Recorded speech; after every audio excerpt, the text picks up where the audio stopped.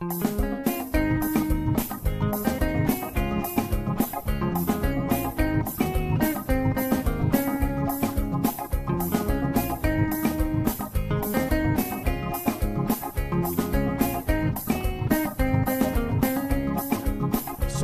all the time is here with a cold heart true.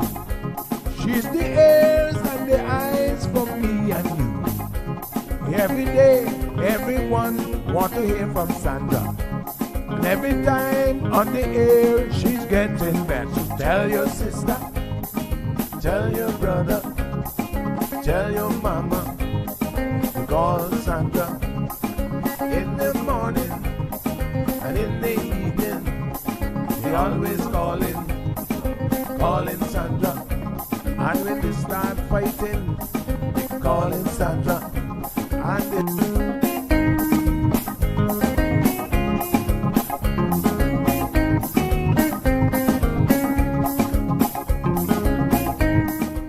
That's right, folks. Everyone is telling their mama about the cold hard truth.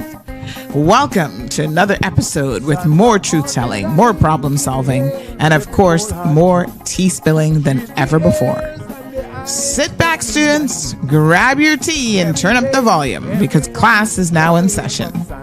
Call in at 936-2626 because your voice matters. Share your opinion on issues that matter the most to you.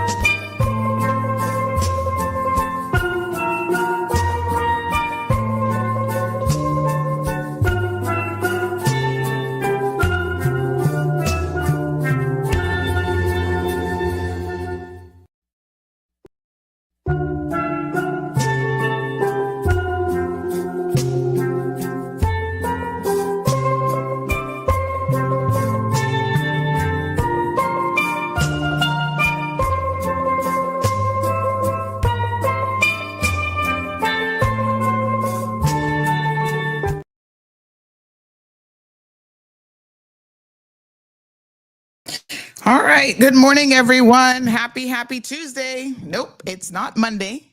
It is Tuesday morning. I know it's a short week, and we have a show that is packed full of information for you. It's the last full week before the general election.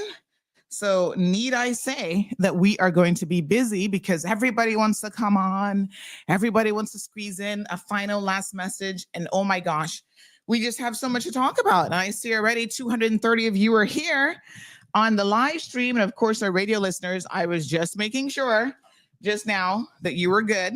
I heard it went off for a second. Finally got a new piece of equipment in the studio that hopefully, fingers crossed, is going to resolve this ongoing AI sensitivity, audio sensitivity issue. So we're going to work on that. And hopefully we're going to get it all sorted out today. Let's go to Mr. Shamari Scott. So glad to have him in the studio with us this morning. Of course, you guys know who Shamari is, but just in case, maybe you're a new listener to the program, because we do get new listeners all the time. Mr. Shamari Scott is the Chief Business Officer at Health City, Cayman Islands. So everybody, let's say good morning to Mr. Shamari. Good morning, Shamari. Good morning, Sandy. How are you doing today? I'm wonderful. How was your Easter? Easter was wonderful. Went camping, the wife's version of camping. Which would mean it was glamping. I know. Well, glamping, but yeah.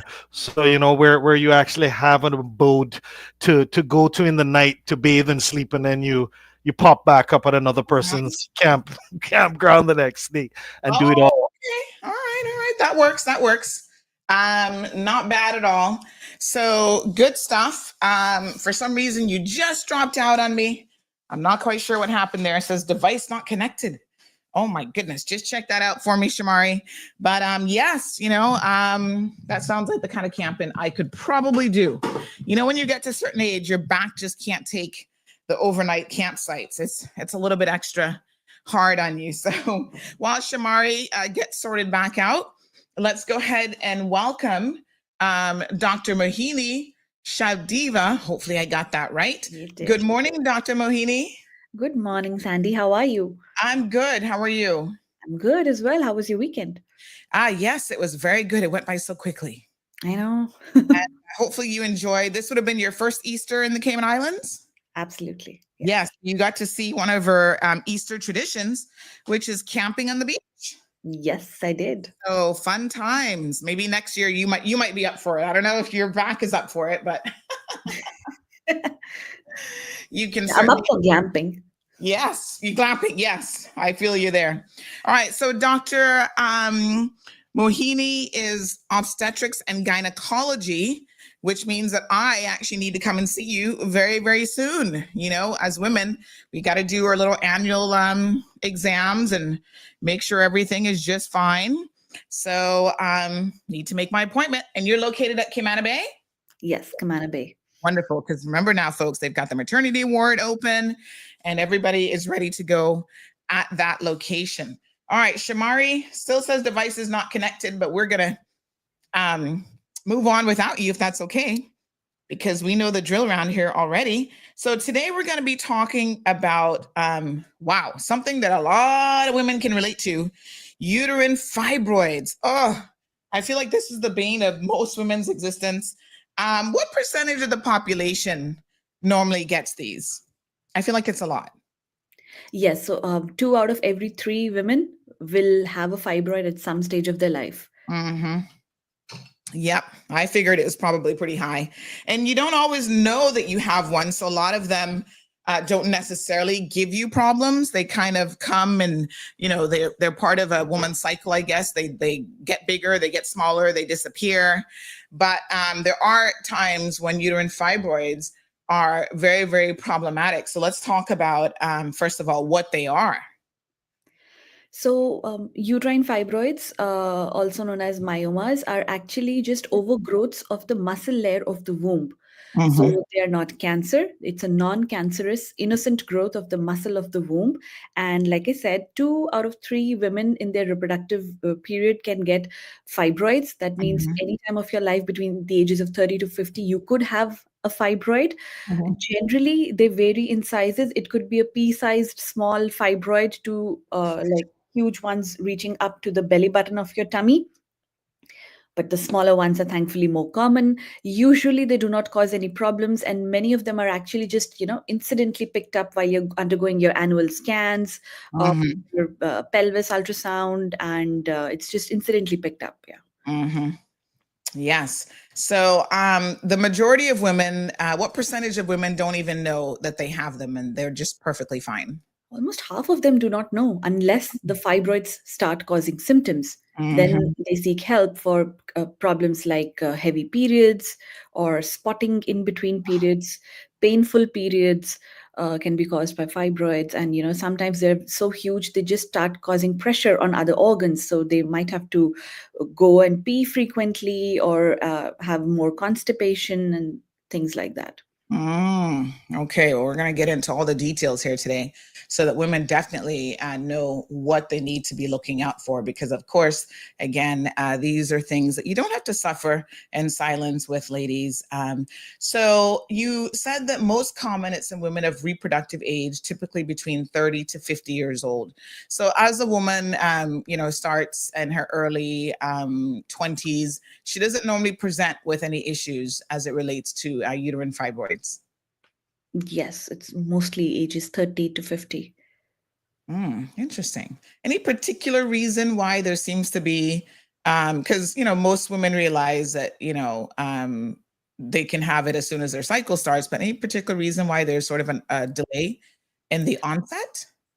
So the fibroids, they grow under hormonal influence. The research, Ah, scientific evidence suggests that they do have receptors for these hormones like estrogen and progesterone, which are prevalent in the reproductive age group. So maybe it just takes time for them to start growing and become evident on the scans, you know. So mm, that's why it takes a little leeway from the menarche, like your puberty age to the ages of 30 and 50s to start become evident and symptomatic, although there are certain factors which might cause them to appear early in life as well. So there are some women in their 20s who are afflicted by fibroids as well. Genetics plays an important role, and ethnicity has some role. If you've been exposed to hormones by your pills and hormonal pills or hormone replacement therapy, that also plays a role. mm. Yeah. So it's interesting that women of color tend to have a higher incidence of it.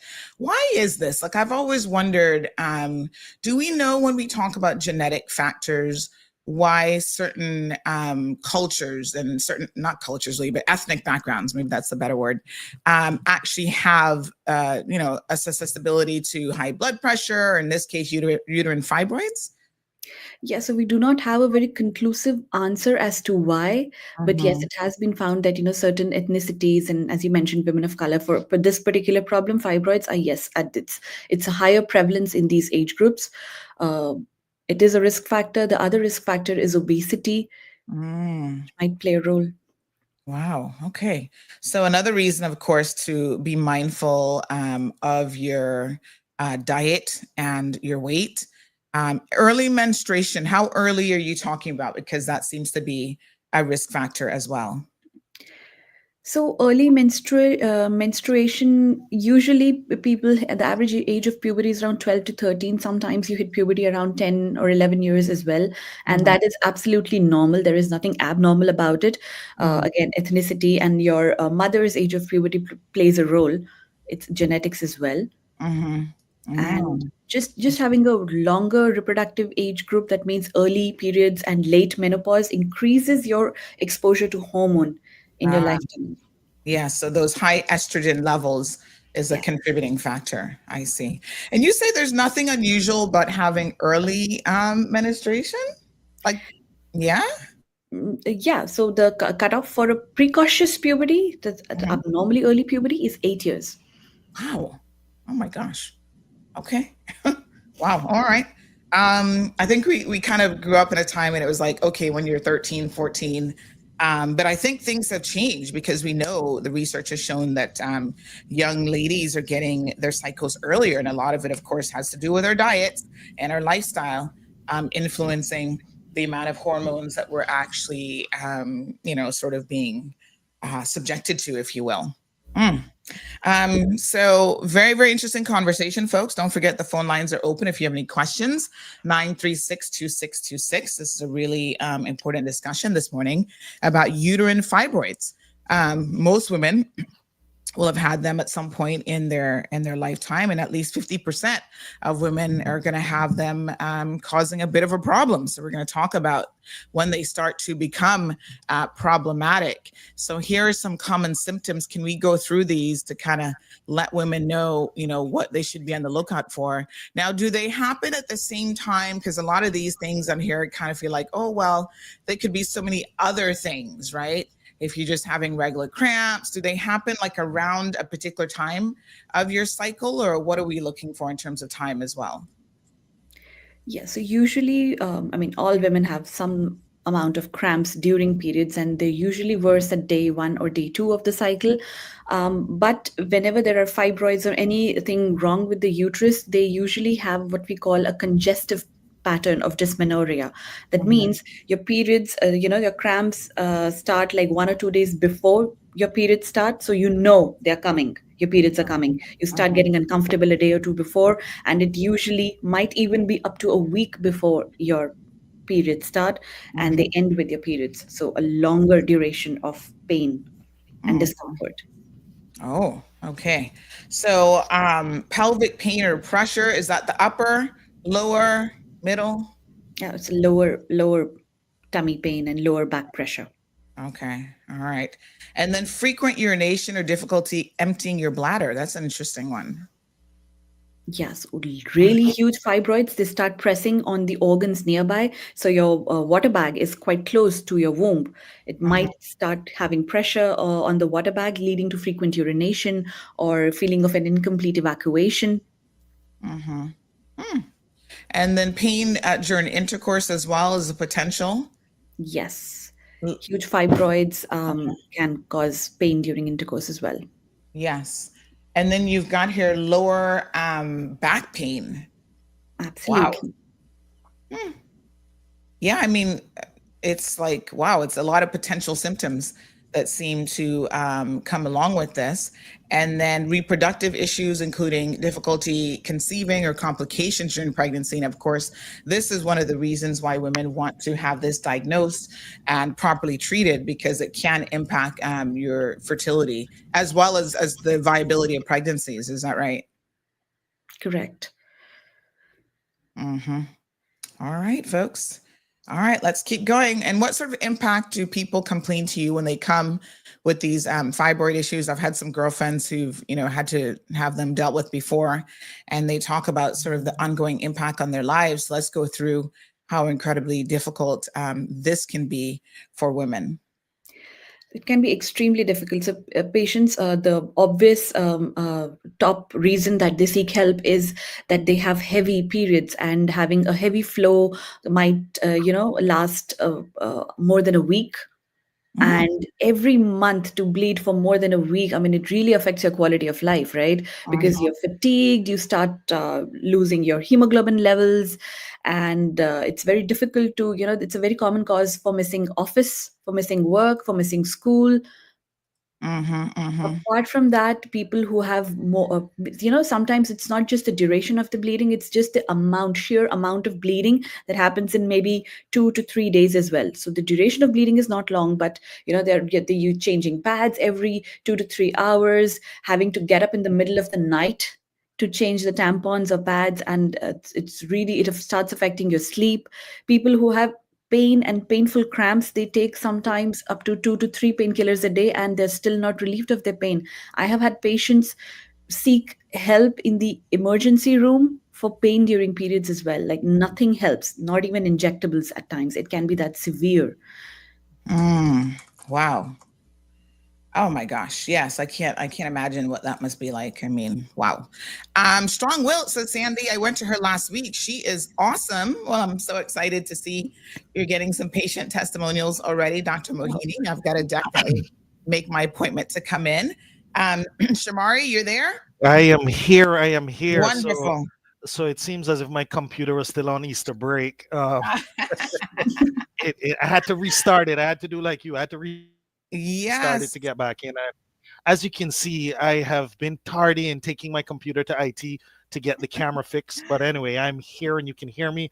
Dr. Yes. Mohini, I apologize for not being here at the beginning, but I know Sandy, and Sandy knows how to carry the show forward. Yes. Um, Sandy, Absolutely. I'm not sure if you outlined Dr. Mohini's experience, but No, but she's been on this show before, but please so do. I will do it Um, once again, right? yes, Just for those that absolutely. potentially are tuning in to hear your election debrief Oh, they're versus all here for it. versus the regular listeners. But just to say that Dr. Mohini, she's a consultant for Health City in our obstetrics and Mhm, gynecology unit. And as you know, Sandy, we were a little in between a gynecologist, and then we brought back mhm. a whole slew for you. So Yes, I it's know you were wonderful. looking forward to us getting gynecologists, and now we have Yep, great gynecologists with us. Dr. fantastic. Mahini has a decade of experience. She was trained at some of the largest hospitals globally. Um, she actually has expertise with high risk pregnancies, fetal monitoring, and outcomes in complex cases. Mhm, She identifies and treats cases of repeated miscarriages and unexplained infertility. She also has comprehensive experience in comprehensive care and chronic conditions such as chronic endometriosis mhm, and luteal phase defect. And she's also active in clinical research as well as mhm, publishing studies related to obstetrics as well as gynecology and mhm. reproductive health. And as you would obviously already know, today we're dealing with uterine fibroids. So um, Mhm. look forward to continuing the conversation with Dr. Yes. Mohini.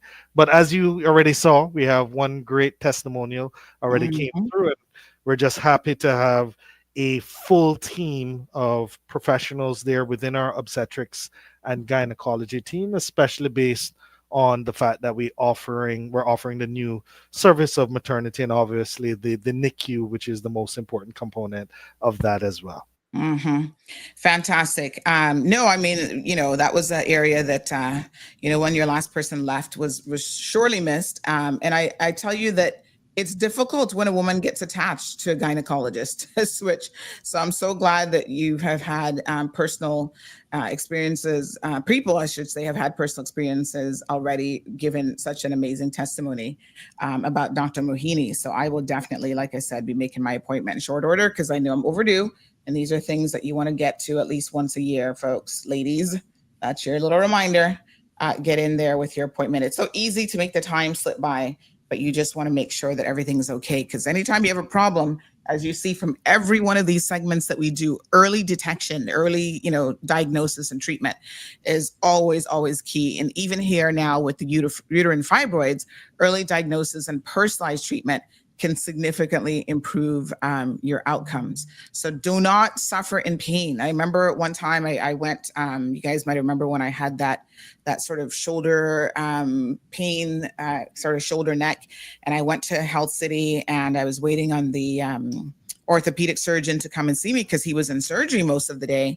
And I remember saying to Dr.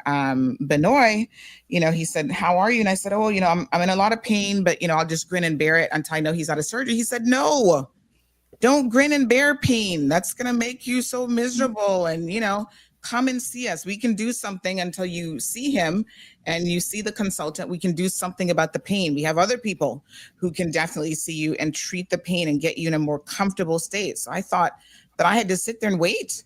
And he said, "Absolutely not, girl, get in here." So it's the same thing with uterine fibroids. Ladies, if you're having pain, don't try to self-diagnose. I know a lot of my girlfriends like, "Oh, I know that's what it is because I've had them before." A lot of times there are other issues that can present themselves perhaps very similarly. Yes. So, you want to get in there and get the requisite examination. So let's talk about how you diagnose these fibroids, Dr. Mohini. So, a simple pelvic exam Mm-hmm. while you're visiting your gynecologist can help know if the uterine size or the womb size is increasing or not, and that is usually how we pick up that there's something wrong, she might have a fibroid. And the next step is ultrasound, of course. An abdominal ultrasound or a transvaginal ultrasound can be done to diagnose fibroids.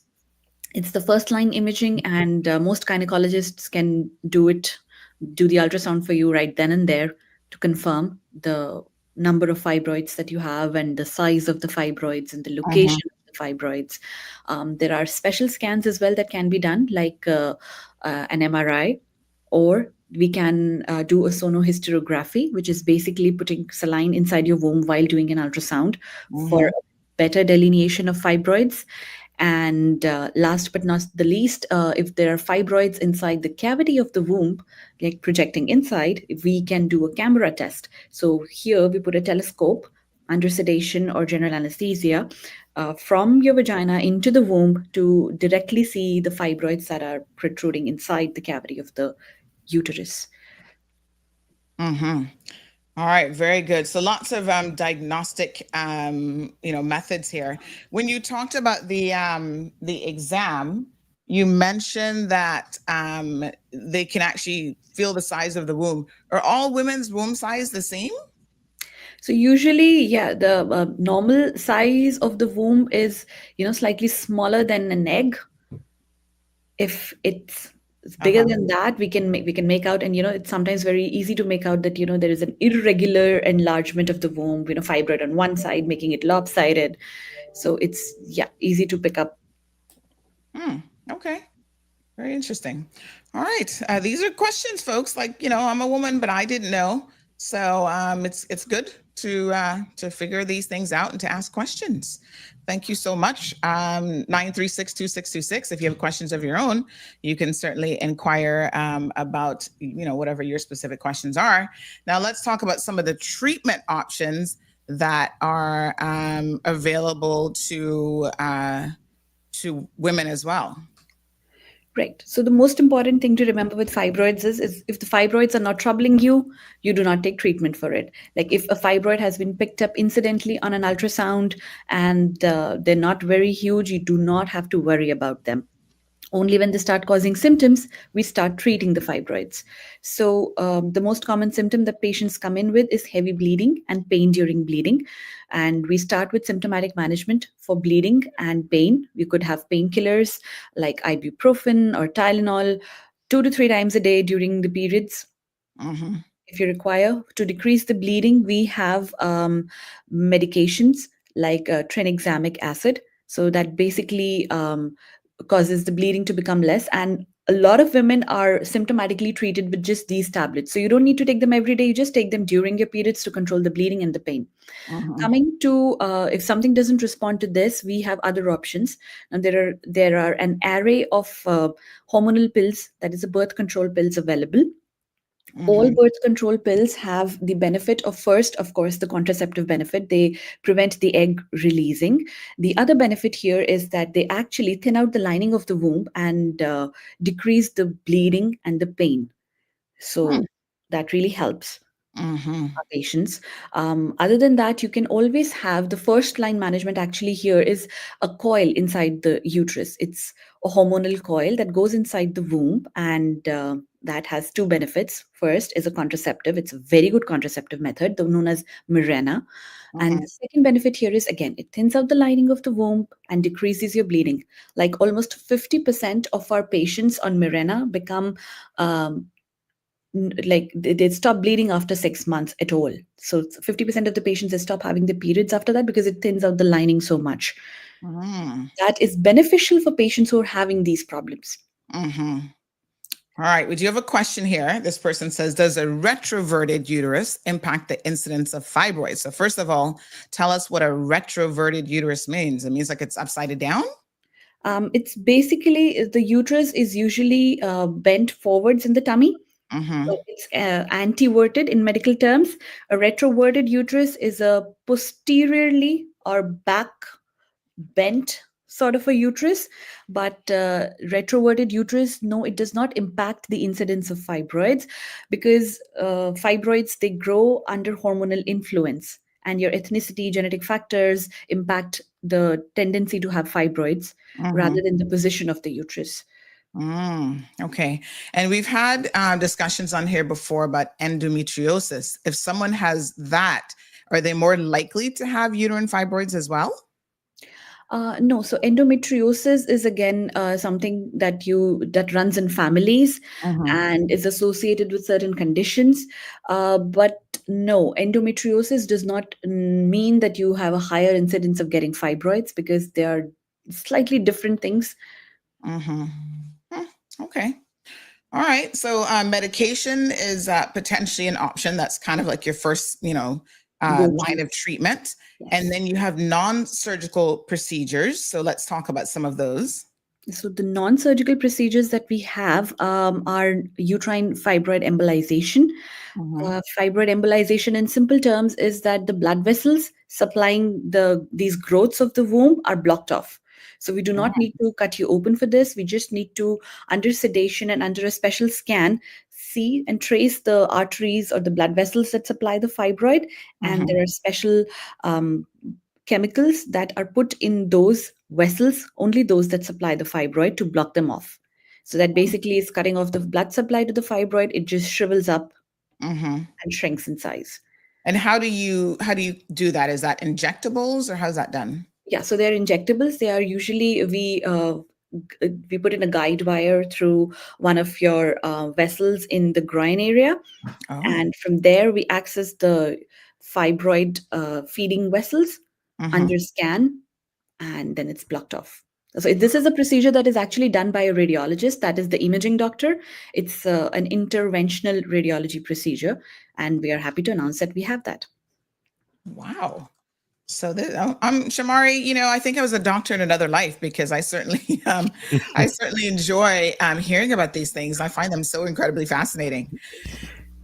Yes. One of these days I'm going to come and get me a job at Health City, Cayman Islands. Am I too old? You're listening. Hey, yeah, I don't think anybody wants Dr. Shamari or Dr. Sandy. So why not? I was hoping, all right. Well, this is why I love having them on, because I can pretend at least definitely. I'm part of the HCCI family, the Health City Cayman Islands family, learning all these new terms and stuff. So here's a new one for me with the surgical options. Let me see if I can pronounce it, Doc, because I always try to, when I was in university, I did a course called Greek and Latin root words. And I was taking the course. You'll probably find this a bit interesting. I was taking the course to avoid taking math, because math just wasn't my thing. So after college algebra, I'm like, hey, I'm done. I don't want to do geometry. I don't want to do trigonometry. So I saw this course on the offerings at my university in Tampa, and I said, oh, this looks interesting. I'm going to take this. I went in there, and it was a room full of medical students. Like 97% of the people in there were medical students, and then the rest were probably like me, running from some other course that they didn't want to take because it met the math criteria, right? So this one is myomectomy. Correct. Yes. All right. So tell us what a myomectomy is. So myoma is the term for fibroids. So myomectomy, in simple words, is removal of the fibroids. So this is an option for women who want to have not completed their family, they desire future fertility, and that's why we just remove the fibroids, leaving the uterus intact. Fantastic. All right. And then a hysterectomy. Now that's the big one. That's where you're going to take out a lot. Yes. So hysteros is the term for womb. Hysterectomy is removal of the uterus. People who have completed their family, who are not responding to medical management for fibroids, this is the last resort, hysterectomy. Yeah. All right. And of course, that's a very serious consideration, because I think, that changes a lot in relation to, your cycle, and a lot of things will be impacted as a result of that. So that's a discussion that definitely you'll be having with your physician to see if that's the right choice for you. Absolutely. So, Mm-hmm. removal of the womb should not be ever confused with removal of the ovaries. So, when we Mm-hmm. just remove the womb, you will stop having periods, but your egg baskets or ovaries are from where the hormones are released, your estrogen hormone and progesterone hormone. So, you'll have your hormones intact, so it won't cause like a menopause like situation. You still Mm-hmm. have your hormones, and that's very important for your bone health, for your heart health. Yes. Hmm.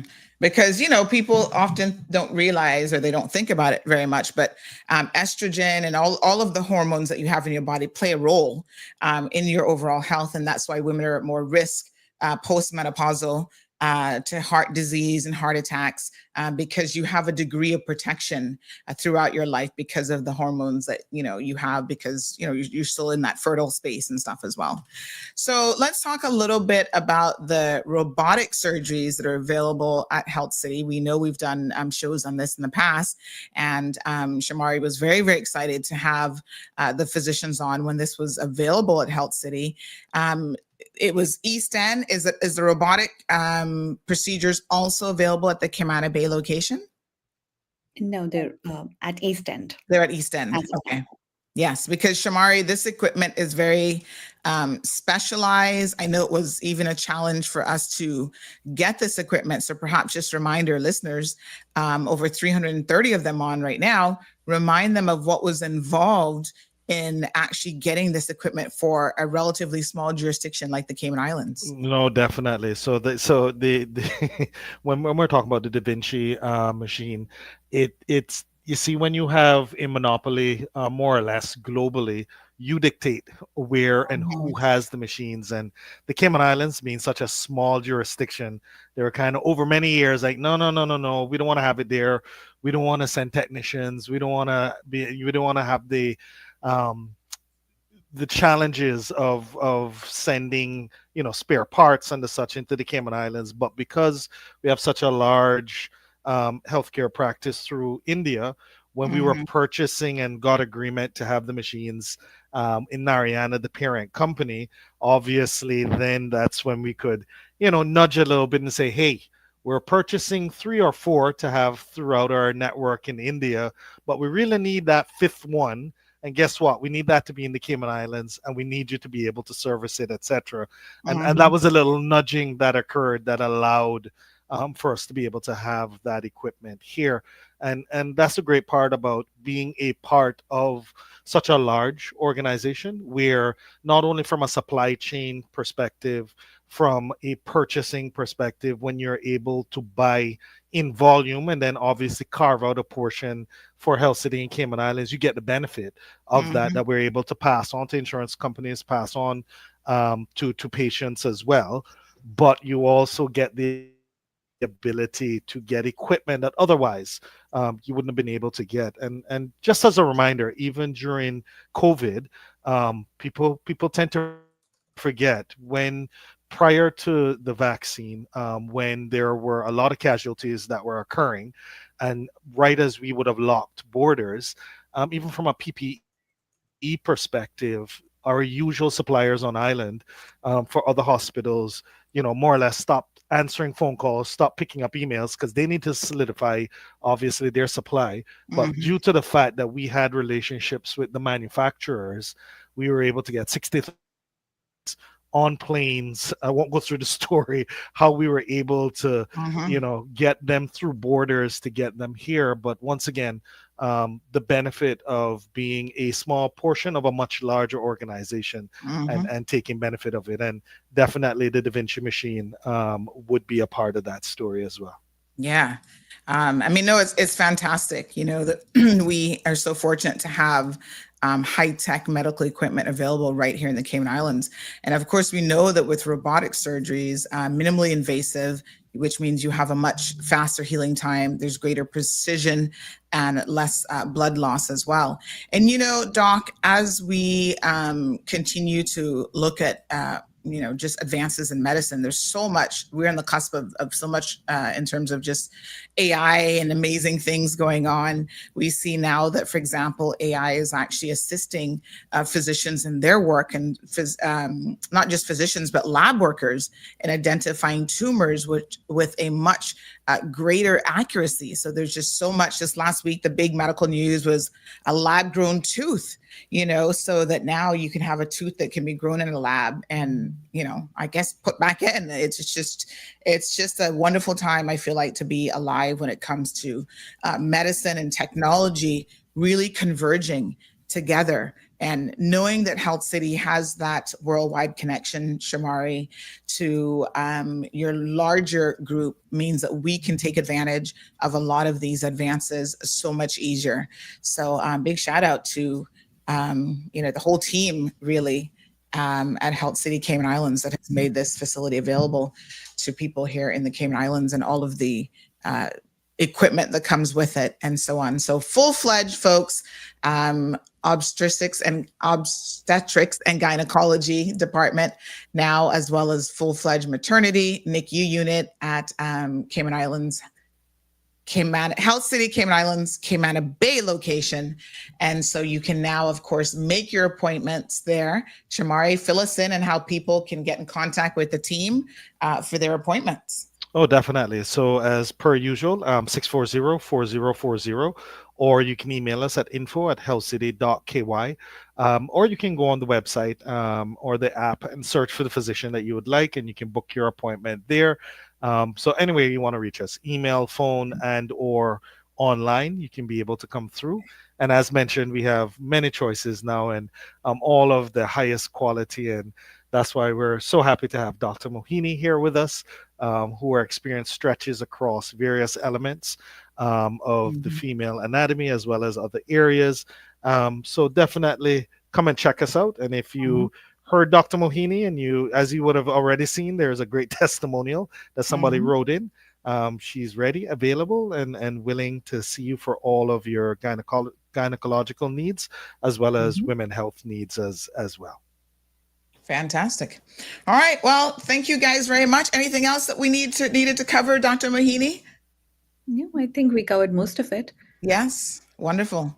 All right, folks. So again, if you suffer from uterine fibroids, please don't suffer in pain and unnecessarily. You can contact the amazing team at Health City Cayman Islands. They have, Shamari, 3 obstetricians now? Correct. Or 4? 3, yes.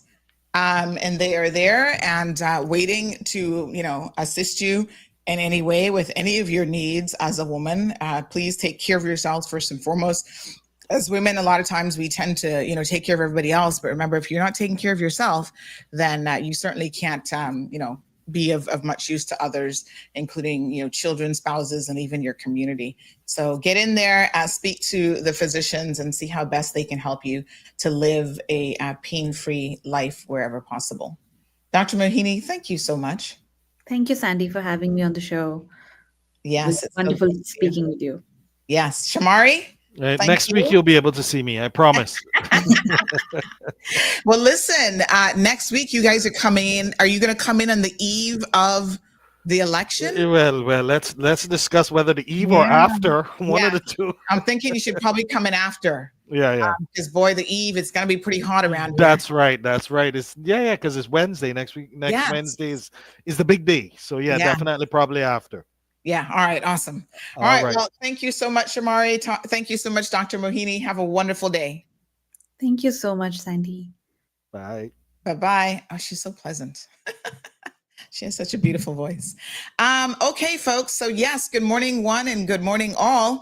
Johan talking about who we blazing up today. Oh, Johan, we know you're always here for the sus. By the way, Johan, I got some brownies on the countertop for you, on the stovetop, I should say. Made them last night, and little Gigi was saying to me, well, first of all, she got to lick the bowl. So I'm not sure why she was complaining. She loves to, can I lick the bowl? She likes to lick the brownie bowl. So she did get to do that. And then she said to me, because I think she wanted,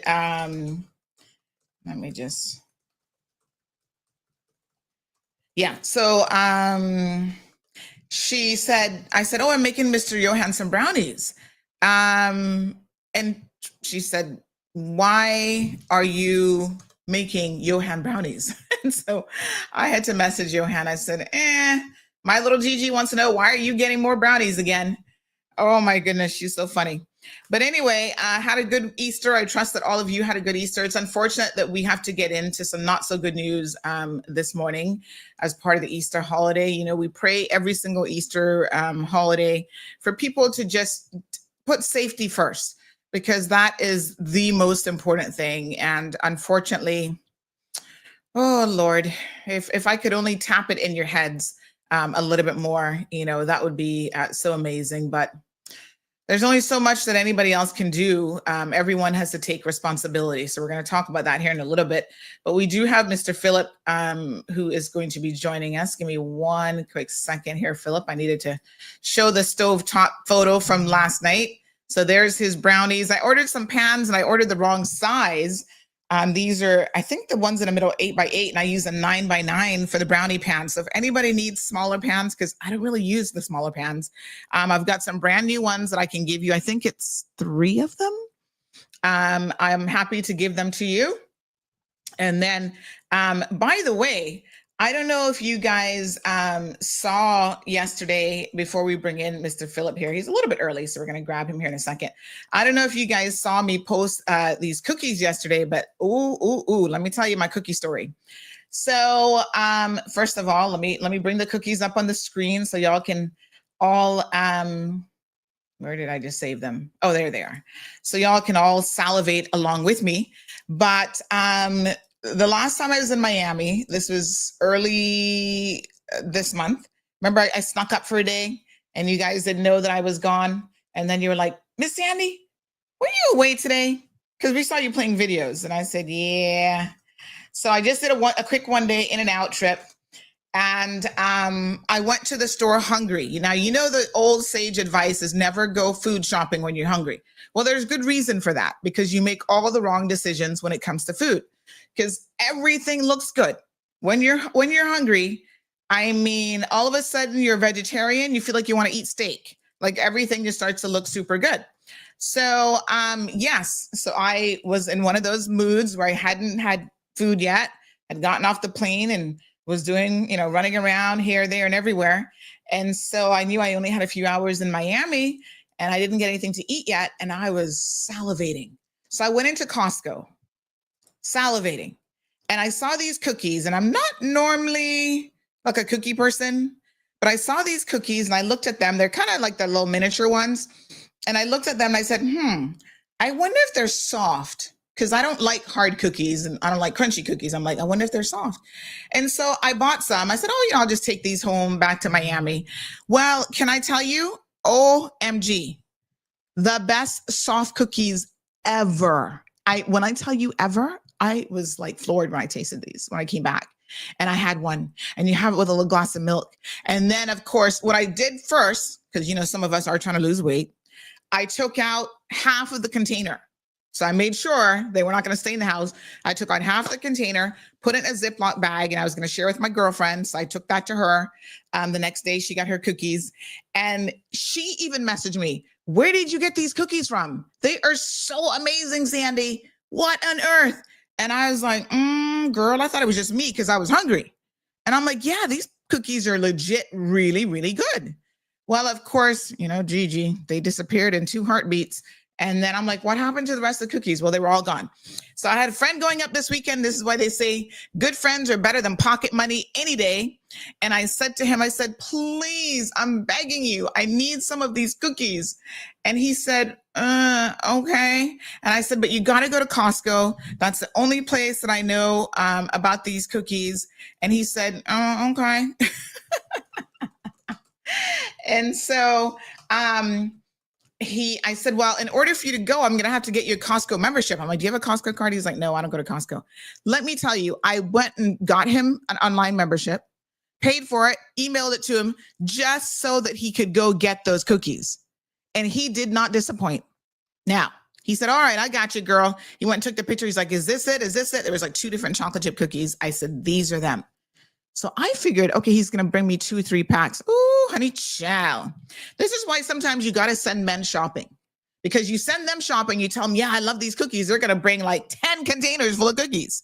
So he brought all these cookies. Now, the good news is I'm not intending, because I know Denny's in here listening to me right now. Denny's like, girl, you better put that cookie container down. I'm giving them away. I'm sharing the cookie love. So I'm happy to say that one girlfriend, she wanted 2 packs, so she got 2 packs. Another girlfriend is getting a pack today. There's one guy who saw the photo on social media and he reached out. So I'm going to take him some cookies and I'm going to pack him up some brownies as well as the custard top. Look at the custard top over there on the right-hand side. We had a big shindig on a Sunday, a big barbecue. And all the dessert was gone by the time I got to the dessert table. So I didn't even get any of my little custard top wannabe cake. It's not really custard top, but it is so good. So last night I was like, no, honey child, I am going to make me another one just because. And I made one and I tasted it last night. Oh my God. Now I see why people come. And that's like their favorite dessert. It really is good. So I'm going to cut that up and I'm going to share that up today as well so that I'm not too tempted and undo my few little pounds that I had lost. Anyhow, that's my cookie story and I'm sticking to it. They are delicious. I'm going to take some out and pack them up in little Ziploc bags. So yes, Shanier, you can definitely have some. DM me and I will get you some cookies because you got to share the cookie love. That's what it's all about. All right. Beautiful. Mr. Phillip is here with us this morning. Phillip Ebanks. He's running for the beautiful district of Red Bay. Good morning, Sir Phillip. Let me take those cookies off the screen. I'm sure a lot of people are getting hungry unnecessarily this morning. How are you doing? Good morning, Sandra. I really appreciate the opportunity to be on. And of course, cookies are dear to my heart as well. So if you're sending some of those cookies out, by all means, don't forget us and Party Lean there. We'd love to have it. Yes, Sandra, it's a great morning and it's great to be here to be able to contribute to the debate and the commentary in relation to this very important action that we're now in the process of, which is to choose our next MPs. And Yes. I'd just like to say, of course, good morning to Red Bay and to Cayman Islands. And I thank the constituency for welcoming me into their homes where I've been out canvassing, for taking the time out to tell me what they think is important to the Yes. district of Red Bay, and of course the broader audience, the Cayman Islands. And Sandra, Absolutely. I'd We'll just like to welcome say that. Yes, that sir. from my perspective, one of the things that is appears very clear as we proceed along this pathway to the 30th of April is that Red Bay, like every other constituency, kind of has a twofold objective that it needs to seek to fulfill. First of all, we need a MP who understands the issues of the constituency and is able to connect with the constituency and provide for those needs.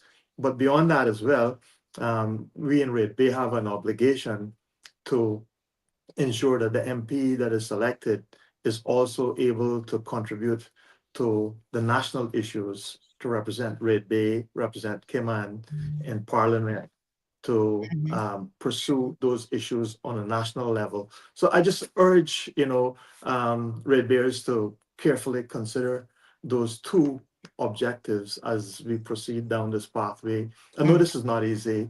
It's never easy.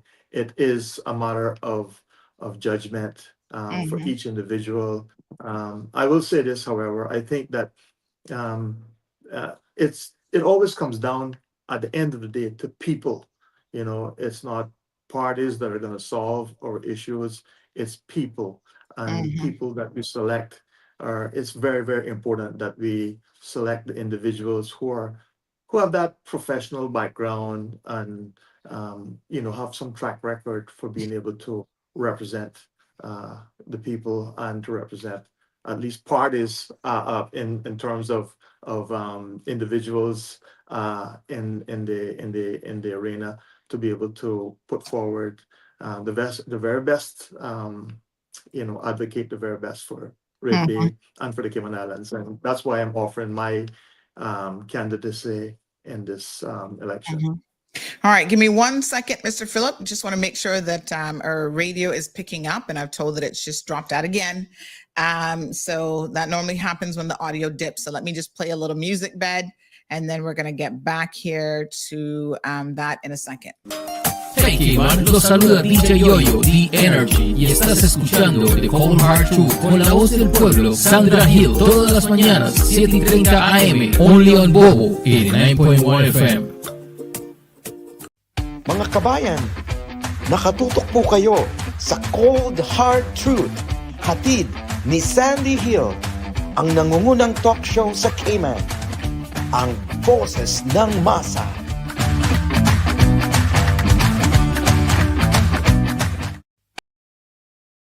Filters allowed, real information, no filters allowed. Judge number one is showing the island today. Galilee truth, no filters allowed. Real information, no filters allowed. Judge number one is showing the island today. Filters allowed, real information, no filters allowed. Judge number one is showing the island today. Galilee truth, no filters allowed. Real information, no filters allowed. Judge number one is showing the island today. All right, folks, we're back, and hopefully everybody can now hear A-OK. Like I said, I got this piece of equipment, new equipment on my desk that hopefully we got the technician. He's going to come and have a look at it for me. We can resolve this issue of the dropout. So I'm looking forward to that, honey chair.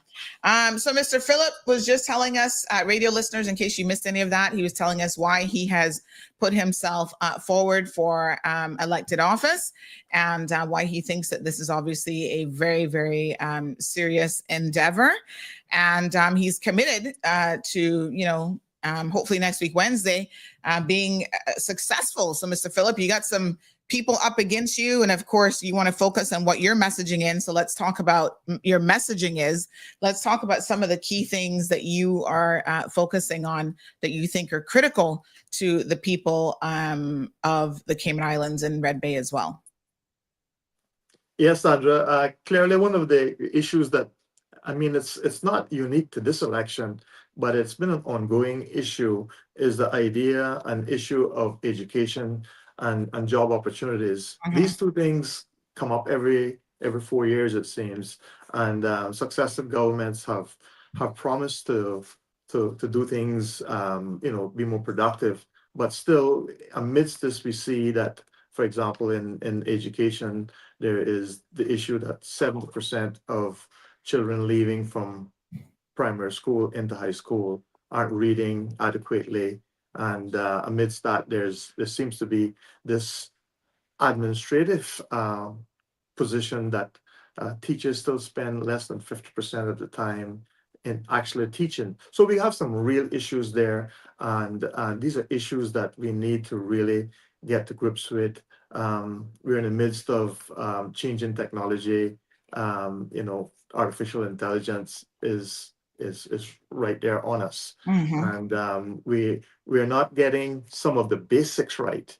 So that gives me real concern. And how I would hope to address this is by, of course, we need to review. And I think that the talent to review and study these things is all here locally. As you go around and you talk to teachers, people actually on the front line, they have a very, very good suggestions. They seem to be able to see the bigger picture. One of those propositions is that we should perhaps look at chartered schools. And of course, as you probably are aware, chartered schools would be where you have sort of independent governance. So, for example, you could have you could presumably convert, say, Red Bay Primary, which is not necessarily at a good standard at this point, to a chartered school. And in that way, you're able to sort of almost give it more care and attention, watch the syllabus, get the curriculum right to match the school and its students. And in that way, you're then tracking the progress of that school going forward. Now, these are big issues, obviously. And at the heart of this is going to be involvement of parents, parents that are with children at the school, and again, if this is something that anyone out there in the listening audience thinks that is something that they'd like to discuss or talk about, I'm all ears. And my number 324-9886, 324-9886, WhatsApp. I'd be happy to hear from any parents or other persons who have a particular idea about how that might work as a part of the Cayman, the Cayman dynamics. But clearly, what's happening right now needs to change. It must change. We just can't continue down this pathway. We're spending, by some estimates, somewhere in the region of $20,000 per year per public school student. So that's a lot of money. And to not get good results, particularly at this time, particularly given all of the geopolitics that we have going on, it's just unacceptable. And these are things that, although I'm not an educator personally, I would be pressing to make sure that we address. It is important that we address these things and go forward. It's not all about building buildings. It's about systems. It's about ensuring that we get the kind of results that we need. There's many discussions about vocational training and tech. Again, that's really important, and it must be a part of what we're doing. Early childhood education. These are all things, and with the kind of money that we're spending, we need to ensure that we get money value for what we're producing. And I don't think we're getting it necessarily now. It's something that we're going to have to continue to press on, not blaming it on anybody. I'm just saying that it must be fixed, and we must go forward collectively and collaboratively to try and fix these things. And I want to be a part of that solution. Well, thank you so much for that, Phillip. And, one of the things, I don't know if you saw my interview last week, perhaps you didn't, but it was with Dr. Robert Robertson from UCCI. He's the now former president of the university, and he has left. That was his last day. We got an opportunity to interview him, which was fantastic. And I was talking to him about this sort of VOTEC and vocational area. So, every single election, like clockwork, there are people who are saying, oh, we need a VOTEC, we need technical schools, we need, a trade center.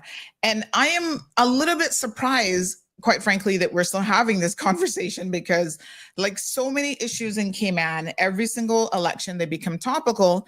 And I'm thinking, are we moving the needle forward at all?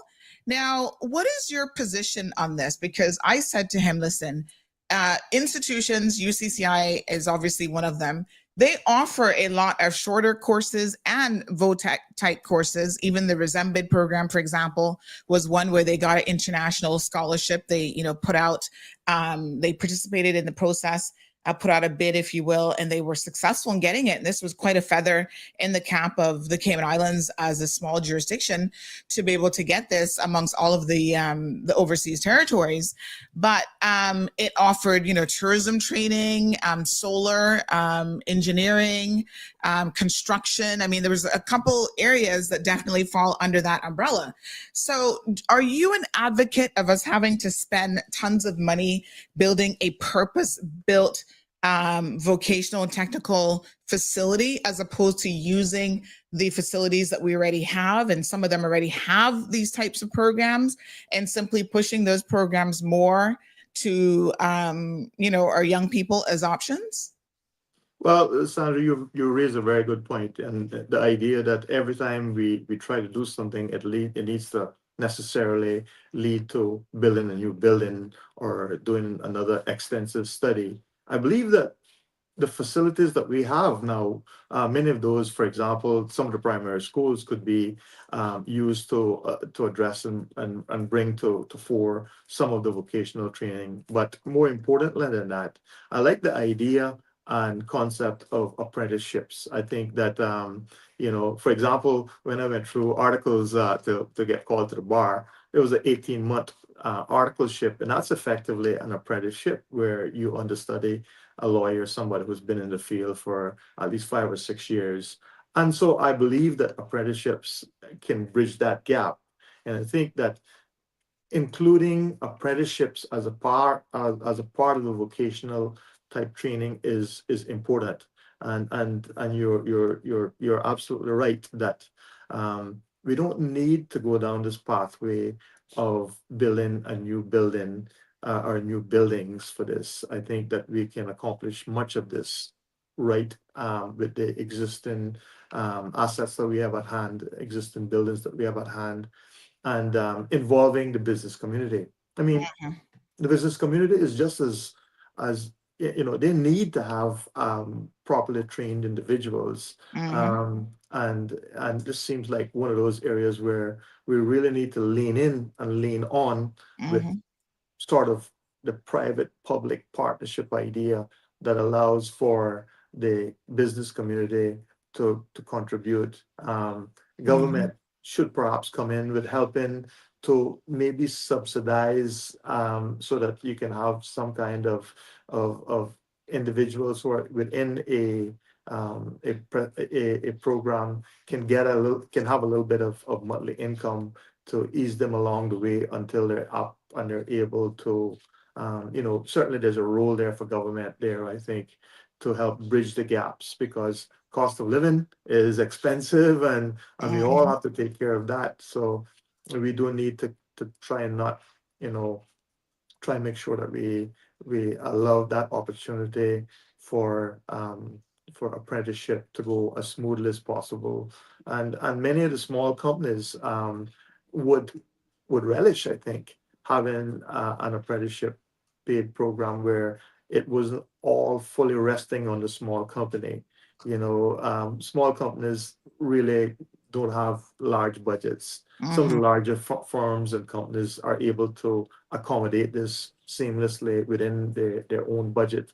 But smaller companies could also be involved. But I think it would mean the government stepping up a little bit there to make sure that those who are involved in these apprenticeship programs do get a little subsidy to help them along the way. And that's where I think maybe the missing ingredient in this is apprenticeships. But I think we have everything else is there to make it happen. We need the systems, of course, we need, the curriculum, but by and large, it's there. I'd also like to see us look to some of the lesser traditional areas.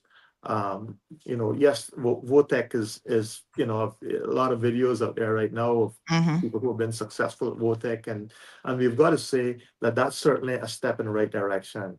How we extend and expand and enlarge that to meet the needs, because artificial intelligence is here. Okay, so we need to wrap that up to make sure that we get people cross-trained in some cases, because there's going to be a shifting of career paths and so on as we go along. And so we need to really wrap that up and make sure that we are able to satisfy the needs of the community. And these are the good paying jobs. So again, there's a double whammy for us to do that, because otherwise we're bringing in people on work permits to occupy the very positions that we want our Caymanians to be in. We want our Caymanians to be, in the 15, 18, 20, $30 an hour jobs. We don't want yes, we have to provide for those who are not as well qualified, and the minimum wage is there for a reason. I think a minimum wage of $8.75 is a good step forward in that respect. But more importantly than that, I think, is to ensure that our Caymanians are upskilled to be able to take up the better paying jobs generally. And there's no reason why we shouldn't aim for that as an objective. And that's one of the things that I'd like to progress. Fantastic. Let's talk about minimum wage for a second, because of course this has also been one of those hot topic buttons. And I'm glad that you mentioned, that that's where people obviously are starting, but that's not where they should stay. One of my sort of pet peeves, Phillip, is a lot of people seem to have this mindset that the way that you provide to them as an unskilled worker, because the only people that should be working in minimum wage are unskilled workers who are starting out in their career. You shouldn't be working a job for 10 years, or you shouldn't be 30 or 40 years old and still at minimum wage, right? But those people are always saying, oh, just increase the minimum wage, just increase the minimum wage. What about getting the message through to those individuals that there's always going to be a minimum wage? Right. And whatever that minimum wage is, that's not your goal in life. Nobody should be looking to stay at a minimum wage job. That's where you begin as like a high school leaver, and then you work your way up. But the best way to get out of minimum wage isn't for governments to continually increase minimum wage, which pushes up the cost of living for all of us. It is really to upskill yourself so that you're not a minimum wage worker, so that you are making $25 an hour easily or even more. Your thoughts? Yes, certainly, Sandra, you're right that we should be encouraging this progression up the ladder in career pathways, and which is why sort of career counseling, I think, is so important, because obviously we shouldn't be counseling people to start their career and stop where they're at, but to start your career and find a spot to start, because that's the other thing that I think is important. Many times you see people sort of being a little bit standoffish and not being willing to start somewhere. So we got to encourage people to start somewhere with a view that even though it might not be your ideal position at this point in time, and it shouldn't be your ideal position at this time, you can progress and you can make things happen by advancing either in that career or laterally and upwards. And I think that you're absolutely right. Where you start is not where you stop. I started off, bussing tables at 12 or 13 years old. Went on to being a dive master, then a police officer. I went through a career and was promoted up the ladder. And then for the last 20 years, I've been an attorney. So I think that I have a good grasp of understanding that you don't stop where you start. You keep progressing.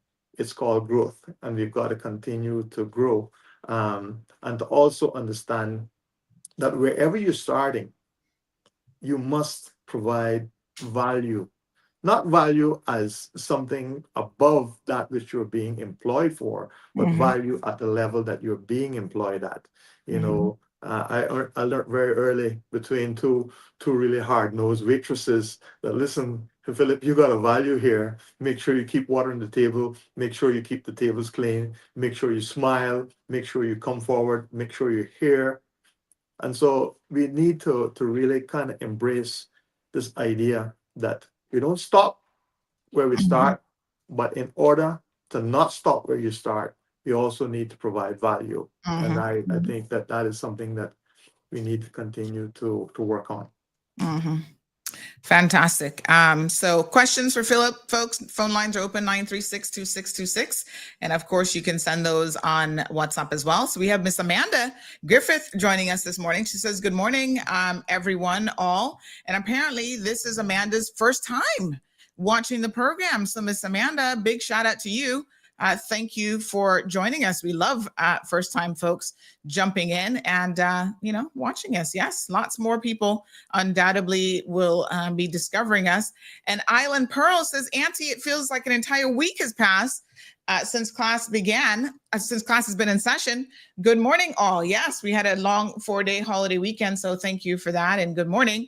YouTuber345 says, thank you, Sandra. People keep forgetting what minimum wage is and the purpose. We should pay $10 to $15 an hour for the fry worker. I think that's the question mark. Should we pay $10 to $15 an hour to the fry worker at Burger King? how much is that burger that they're going to be selling? So, there is a trickle down effect, of course, to businesses when you increase the minimum wage. And, people need to have a livable wage. But I think the really, really important message that needs to be conveyed to people is that minimum wage is something that you're not meant to stay at. And there's some companies who purposely keep people at minimum wage no matter what they do. And those are the ones that we really need to be looking at. One of the other questions surrounding minimum wage, Phillip, is what percentage of people are even in that minimum wage bracket? That was one of the questions that I've really never gotten a satisfactory answer to. And, when we try to make data-driven decisions, knowing how many people actually fall in that, I think would be very, very important. We do have a caller. Give me 1 second here. I'm trying to see why I can't hear the phone ringing. There we go. All right. Good morning, caller. Welcome to the program. Good morning. Good morning. Good morning, Sunday. I hope you had a good Easter. Yes, sir. This question is for Phillip. I think we were in the police force together when I was policeman. That was when I was alive. Anyway, all of the politicians are talking about we are going to help people with their struggles, the cost of living. But none of these politicians that I've heard that goes up in the platform are talking about backyard gardening. As we're well aware that the agriculture department have failed miserably in helping people accomplish that goal. For myself, I think it was 2 or 3, at least twice, that I went there and I said, do you have a chart? I'm not talking about the McDonald's almanac, because that only pertains to what's in the United States and Canada, and the seasoning there are completely different. Why don't they get a booklet from various countries in the Caribbean, and then we will know what to plant at what time, which is the best moon to plant on, because plants grow on or sprout and grow on moon. These are the things that we need to, the agriculture department need to do, like a seminar every 3 months, go to different districts advising people. And there are a lot of people that would love to have, they got a little backyard, but there's no soil in that backyard. They got nothing but marl, fill. Government needs to step in and say, listen, we will supply you with the lumber. We'll even show you how to make the garden, little garden, and we will supply the topsoil for you, which is the best chemicals, because personally, I do not like to use regular chemicals to talk about environmentally friendly chemicals. I don't care what they tell me, there's no environmentally friendly chemicals. Like black lice, which is the poop of the white flies, and these are the things that the agriculture department need to get their act together. Okay. I just, because this year I had very little, and there's nobody that it works harder, because I got my little gardening out in the backyard. My tomatoes and bell peppers did not come to anything. All right. Anyway, Thank I you want so to hear much. what Phillip has to say. Yes, thank you, Mr. Dexter. Appreciate it. Phillip, your thoughts on smaller gardening for families, in their own backyards, really. Thanks. It's an excellent point. It's definitely something that we all need to be concerned with. I would say that clearly intertwined with that idea of being able to do something in your backyard is also the idea of a certain amount of food security, which is important to us. And also, as someone who has grown a few things here and there, not probably not as on a larger scale as the caller, but I also just enjoy the sort of the mental health aspect of wellness and getting out there in the backyard and doing something. And I think that that's probably something that you probably enjoy more as you get up a little bit in age, just getting out to get some fresh. So I think it on so many levels, this is important to us to support these initiatives. Whether it's for looking at the wellness aspect of things, the fresh food, or a little bit more food security. These are well worth initiatives and something that I support on a number of levels. And I'll be, once elected, it's something that I would champion because I think it's important to us on many levels, and I want to be that kind of MP who is going to be thoughtful and on how we are able to deal these things. And this is mostly policy. These are not large monetary we should be getting our agricultural department involved in helping out. And certainly in Red Bay, I am going to be involved in trying to. We have a lot of people in Red Bay who are retired, and those people and who knows, maybe us as soon as well. So it's important that we do look towards that eventuality and find systems that we can keep our communities more involved and feeling positive about themselves and their yards. Probably the greatest asset that we have is our houses and yards. So if we can improve those, there's a sense of well-being, I think, that comes with that as well. Just that idea that your yard is producing something for you. It's not just accommodation, it's producing something. So I certainly support that. All right, we do have another caller in the line. Good morning, caller. Welcome to the program. Good morning, Auntie Sandy. Morning. Good morning, Phil. This is Siobhan. How you guys doing? Good. How are you?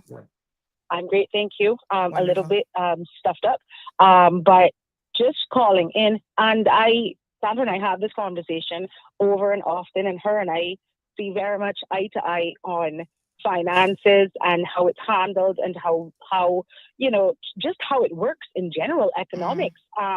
And on more than one occasion, she and I have agreed and said, we've come from not necessarily similar backgrounds per se, but in terms of our ideas and ideals when it comes to the handling of money and being able to kind of live and afford life and things and and a lot of candidates, and Phil, forgive me if I've missed this, a lot of candidates I've heard talking about the cost of living. But the one thing that kind of, I guess, maybe offends me is that we aren't being very truthful and we aren't being very honest with ourselves, nor are we being honest with the public, in the sense that we have to continue to preach living within your means.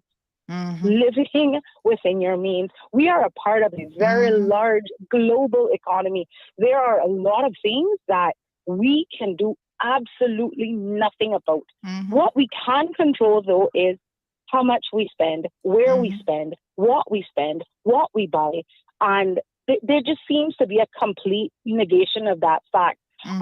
There are small cutbacks that every single family can make, including my own. There's some things that are considered a luxury, and perhaps we might have to consider giving that up or giving up a little bit of it. And I'm, I guess, a little disheartened that not a lot of candidates that I've heard, I don't recall hearing any, and forgive me if any have, but we need to preach financial literacy. We need to, Sandra will tell you, I'm the supermarket queen.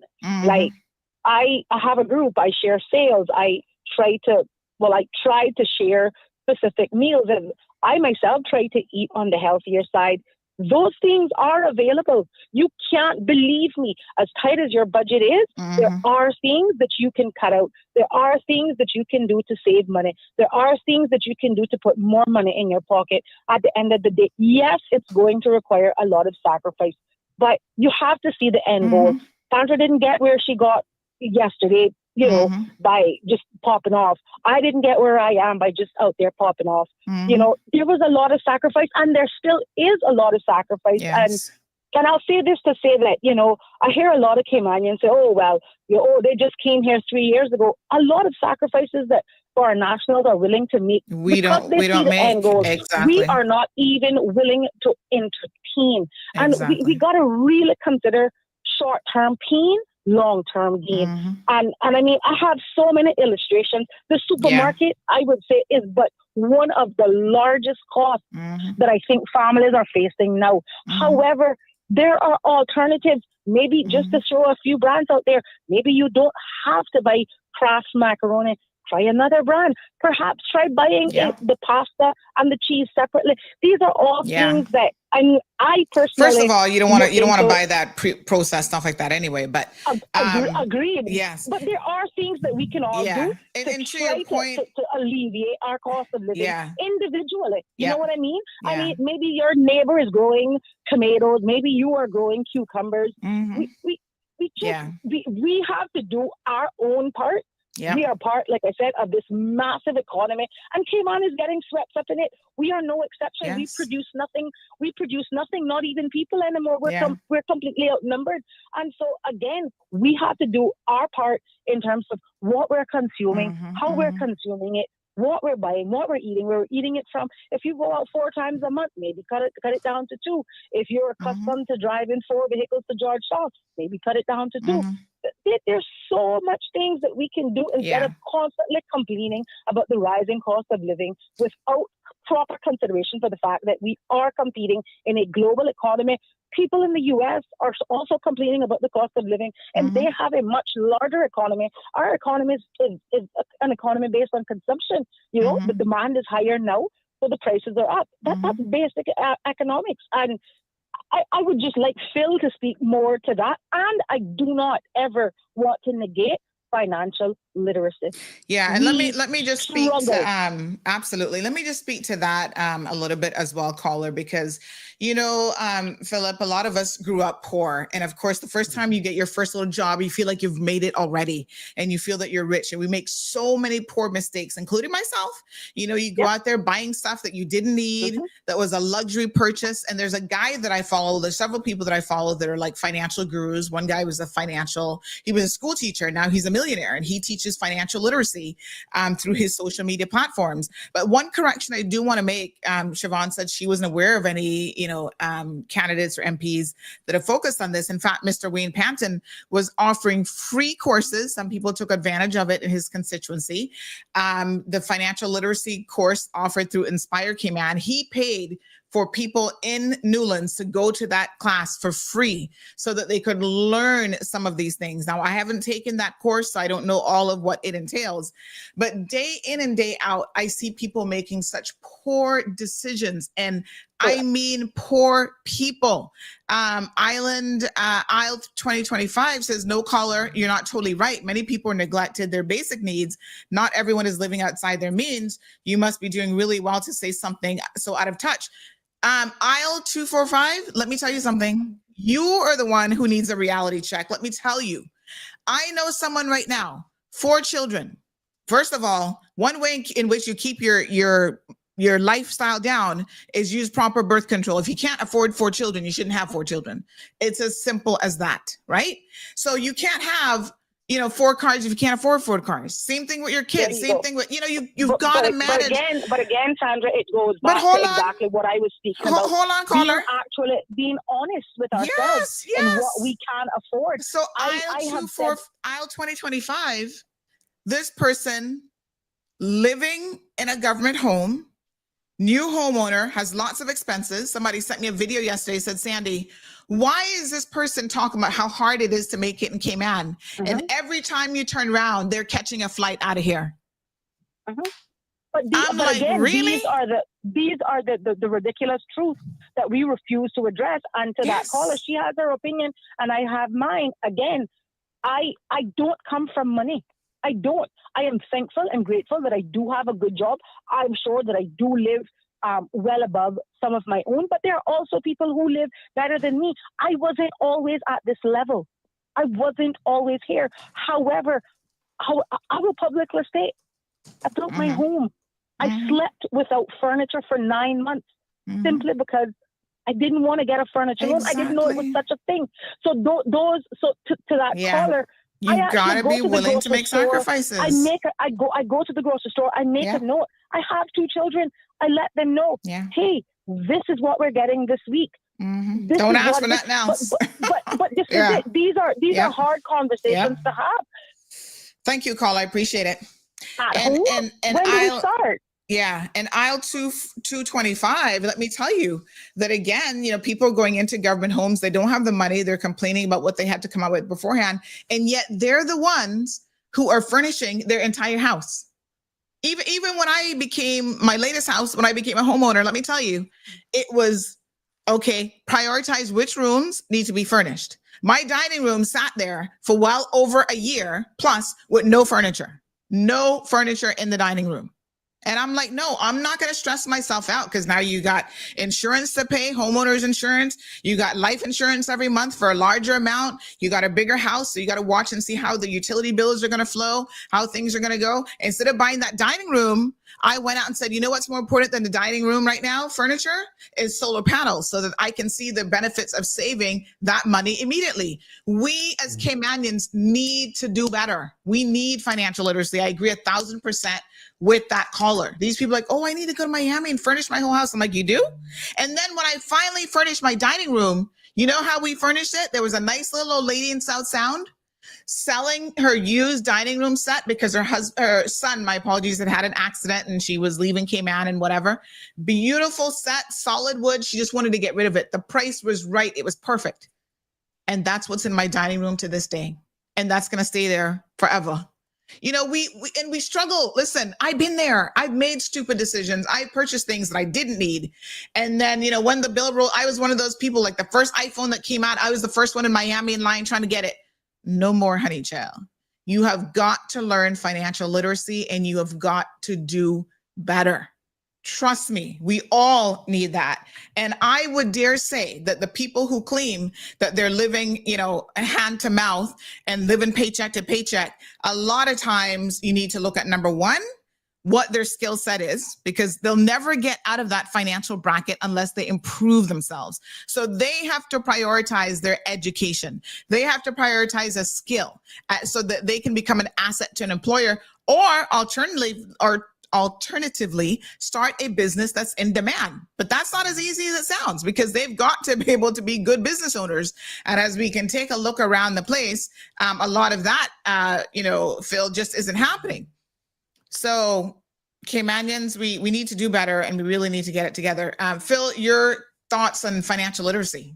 Thanks a lot to unpack, Sandra. Clearly, forums such as these, including what the caller was talking about, but sharing ideas is a very important thing.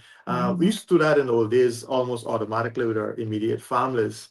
And if someone was fishing, they'd bring the extra, grunt across the road and you'd share in that way and you'd make things work. Back to what you were talking about in terms of furnishing our first house. I remember my mother having us, literally sitting on concrete blocks, in the early days until my father could send a bit of money home so that we could, and then we would send it off to Mr. Byron Powering, if he's listening. We have this conversation all the time, and my mom was able to then import this yellow sofa that I remember as a kid. And so I think the one thing that you also will gain from that is this appreciation of the progress that you've made.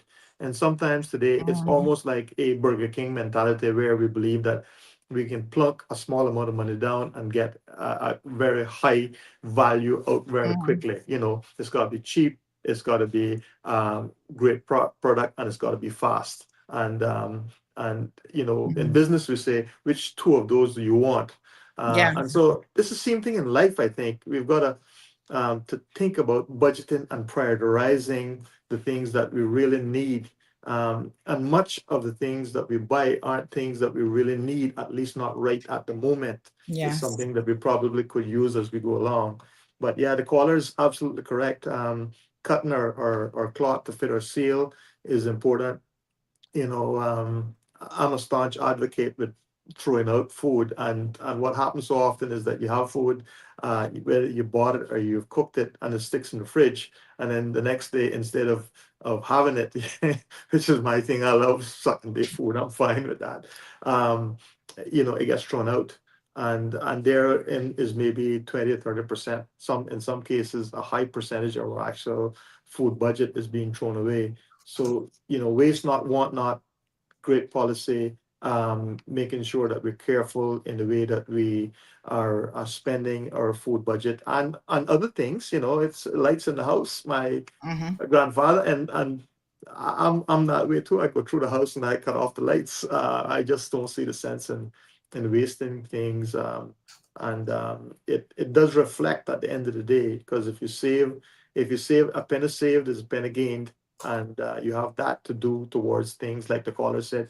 There's so many things that we can't control, and we've just got to respect and understand that we're small. We're a tiny village. The whole thing is a tiny village, and we're operating at an extremely high level of expectation, and so how do we make that happen is we got to be real with ourselves, real with our budgets, and real with our career goals in order to not only live where we are today, but if it is in our objective to live at a higher level, then there's something that's something you got to work on as well, in terms of making sure that your career or whatever it is that you're doing is able to meet those demands.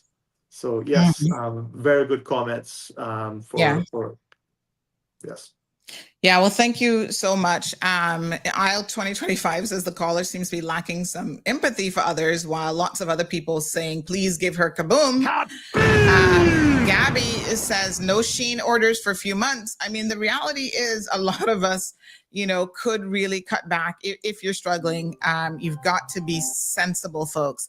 And that is really what it's all about. So Justice says, please give her kaboom. She's talking facts. Private sectors taking advantage of everyone.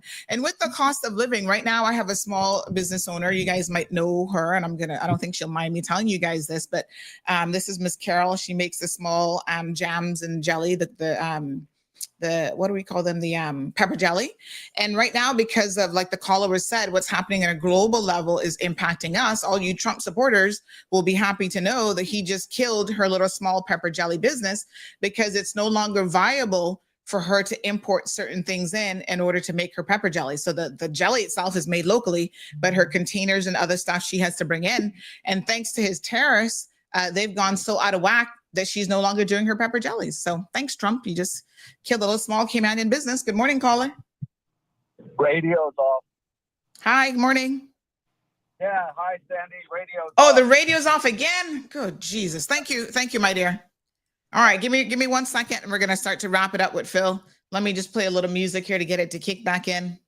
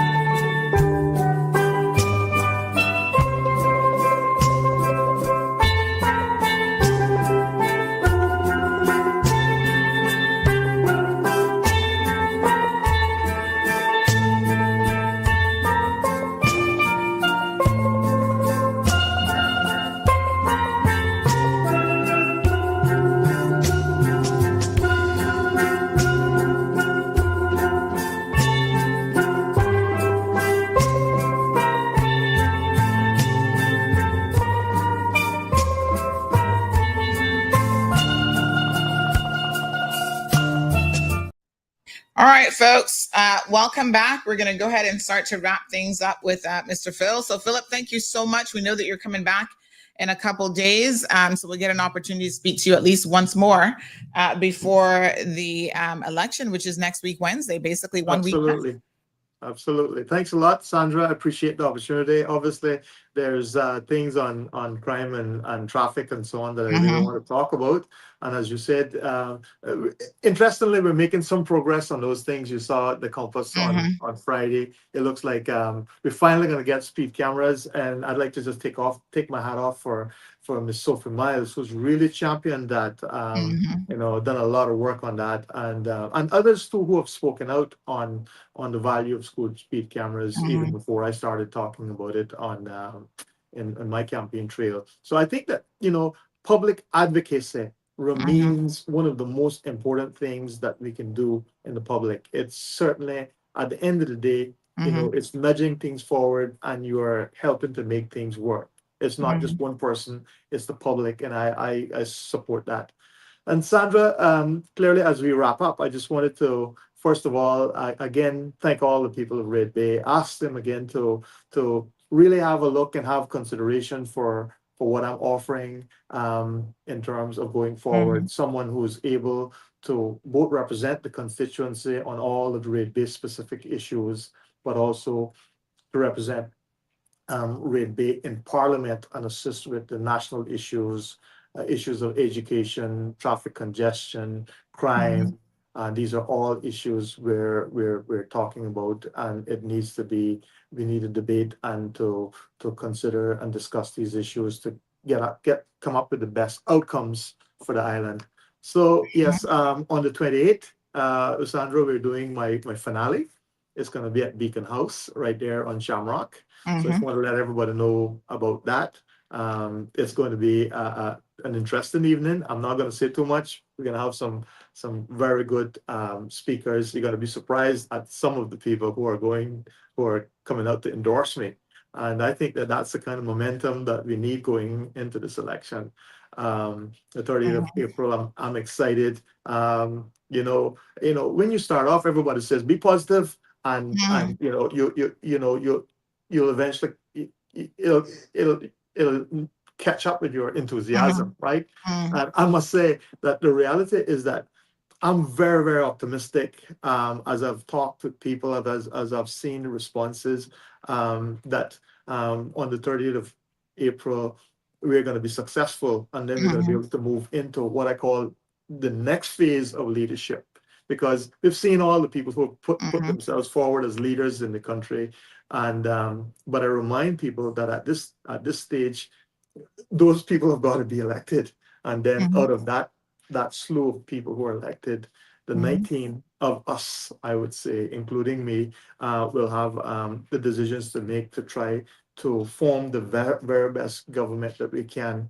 Looking at who the people are. It's not just about parties and about whether you are representing a party, but what is it that you have as an individual who offering your services as an MP to offer your constituency and the Cayman Islands. And I urge people to have a careful and thoughtful look about that process and about who we select. And again, I would like you to vote for me, and I appreciate your time on that account. All right. Thank you so much, Mr. Phillip Ebanks, running for the District of Red Bay. We'll see you next week. Thank you. All right, folks. Some very, very interesting comments. Thanks again to Mr. Phillip there. He was looking nice and crystal clear. This person, YouTuber 345, says, thank you, Siobhan. We don't like to make sacrifices. They're being told to make sacrifices, but we expect the government to solve everything. They love to speak it, and we love to absorb it. The other thing, too, YouTuber, that I must say about the sacrifices is, unfortunately, most of us have grown up in environments where we no longer saw people making the necessary sacrifices. And so the message isn't transferred from one generation to the next. We grew up poor, to be clear, but we grew up poor with people trying to live above their means, with our parents, taking those Miami trips and buying 4 or 5 pairs of shoes of the exact same shoe. And it was like, you were struggling to put food on the table. You can't have it both ways. I mean, you've got to really rein that in. And I have to tell you that even for myself, when I became an adult, it was difficult. I mean, I grew up, my aunt, that was a middle-class home. I grew up poor in Cayman, but she had more of a middle-class household. But Americans, they live very much on a credit-based system. So once you have good credit, honey child, you can live, I guess, an okay life, you know? But it was weird for me to even go to the grocery store and buy off-brand things. Like, you know, instead of buying the labeled mayonnaise or cheese or whatever, buy the knockoff brand, which is cheaper. And it's like same ingredients most of the time, whatever. And it's because your brain has been programmed that you want the Clorox bleach as opposed to this knockoff bleach. And that's one of the things that I even say, Caymanians are always talking about, oh, you know, let's just purchase from regional people. Y'all are going to struggle because during COVID, the knockoff brand that was being brought through Mexico and regionally, y'all refused to buy those things. You're like, oh no, I need this brand. Why can't Foster's bring this brand in? And Foster's is like, honey child, but yet y'all want us to go and bring in stuff from Honduras and these other places regionally. Are you serious? Are y'all really going to buy it? Morning, Carla. Oh, mess. Morning. Good morning. Good morning, my dear. I just wanted to call to ask Mr. Phillip if he had his manifesto available for us to look at. He has left, but I can ask for you and get an answer. Okay. All right. You're most welcome. Let me just ask his assistant here for the manifesto link. Manifesto link. All right. We'll get that information for you. So somebody says, I have to speak to you after the show. Which number can I call you on? Okay. Well, folks, this week, I'll try to make it a short conversation. Well, I need to know what it's about because this week, I will not be taking very many phone calls. I can tell you that now because I am busy and we're heading into the election and we got a lot of election news to really cover. Samara's good advice is reuse, recycle, and upcycle. Hand-me-downs are still great. Retrain the brain. And that's the biggest thing. Samara's is retraining the brain. Good morning, Miss Alice. YouTuber says, stop trying to keep up with the Joneses. Absolutely. Because as my Aunt Lottie used to say, you don't know how the Joneses got what they got, honey child. So they could have stolen it, they could have cooked it, or they could have worked really, really hard, you know, starting with their education and upskill themselves. So you don't know how they got it. So don't be trying to keep up with them. You know you and you know your finances. So focus on that. And I think you're absolutely right. Leanna, good morning to you. Says those who are running from taxes, tax them back to help the Cayman Islands. Well, that means that they'll leave and I guess go somewhere else, which a lot of you won't mind. But I mean, this jurisdiction is built on the concept of no taxes. Now we know that's not quite right. We have taxes, but so let me understand what your suggestion is. One of the highest cost of living places in the world. We will take that. You want to, on top of that, add taxes to people. Okay. Let's get into some political commentary. And so this morning, did you guys see the comment from Mr. Michael Miles about you guys in Red Bay, or Prospect rather, being middle class? And so therefore, that has something to do with why your crime is increasing. It was kind of a weird comment. I'm not quite sure that it flowed well, and that's what he intended. Good morning, caller. Good morning, Miss Universe. How are you? Good morning, sir. How are you? Let me first of all thank you for the mangoes, although I could not eat a single one because they were too ripe for me. But thank you anyway. Yeah, if they're soft in any way, shape, or form, I cannot eat them. I want them turned, but hard as a rock. Just FYI, not green. I need them turned. Yeah. Mm-hmm. Well, I'm not going to use up too much of your time, but I just want to commend Mr. Phillip Ebanks, running in Red Bay. I feel confident that he's going to be very successful. Okay. He's a very brilliant young man. He's probably what I would term as a diplomat. He's very, very articulate about everything, you know. I mean, he's so into everything, and I think he'll be a good choice for Red Bay as well. But what I want to say, and I'm not preaching doom and gloom, but it's plain as ABC. Cayman should prepare for a rude awakening. What the young lady was saying a while ago about your planting and all that, people think that they don't realize what time of day we're in. You know, you better go in your back garden and there's something, because our ancestors, shall I say, when there was nothing imported, they had all of the food and provision you could think about. And now what happened? We dropped the garden. Look what's happening. I went into a store yesterday to look at some soap, bath soap. It has gone from $6 to $13 for, I think it's a two bar of soap. Imagine, you know, things in Cayman is not well, and people are just taking it so polite and so easy. No. And guess what? With the tariffs, things are going to be going up even more. Wow, that's what I'm saying. You know, and here we are. I mean, selling out your property. Anybody got a couple of square feet of property in Cayman, you got gold, diamond, rubies, everything, and you're going to sell it for some cheap paper money? You know? Sandy, all right. Thank you, my darling. I'm taking a walk. Yeah, have a good day. Thank you so much. Aisle 2025 says, speaking about Prospect, crime has increased and it needs a serious cleanup.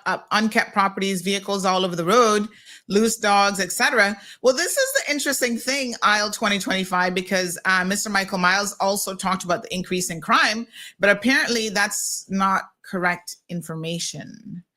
So, you know, statistically speaking, if you're going to rely on data,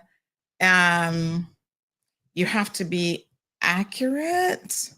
I'm just saying, go look at the police stats and you'll see that crime is actually down. So I don't know where y'all get your information from. This is why you got to fact check some of your candidates, because they ain't got it right, honey chill. All right, let's keep it moving. Let me talk about the accident over the weekend, and then I want to get into a little bit of political stuff here. Radio listeners, unfortunately for you, the show is about to cut off in about 4 minutes or so, 4 or 5 minutes. Please join us on social media, because we will go into some overtime this morning because we got quite a bit to cover. I'm so sorry to the family. This young man actually worked as a therapist at one of the local physio locations, and I want to extend my condolences to his family. He leaves behind 2 young children. Good morning, caller. Good morning, Sandy. Morning. I'll just take 10 seconds to say what I got to say. Oh, I think I was mixing you up with the last caller, though. Yes, I was listening. Yes. Oh my gosh, your voices are very similar till I hear your voice. He's not my mango man at all. Right, because you notice also how he hesitated to even he was respond. like, mangoes? I don't get no mangoes for you. My apologies. Anyhow, yeah, I understand. Somebody just said that's Philip's uncle that I was just talking to, so my apologies. Right. Yes. Yeah, so you can send Romelio back. Actually, I would love for you to come by the house, because there's something very interesting I need you to see. Yes, but it's not going to be this week for that visit, because no, that's fine. That's fine. As I said, this week is tight with the schedule. That is great. Mm-hmm. And you continue to have a fantastic show as always. And hey, as part of family, I love you. Thank you so much. I really appreciate it. Okay, darling. And you know, I confuse their voices all the time.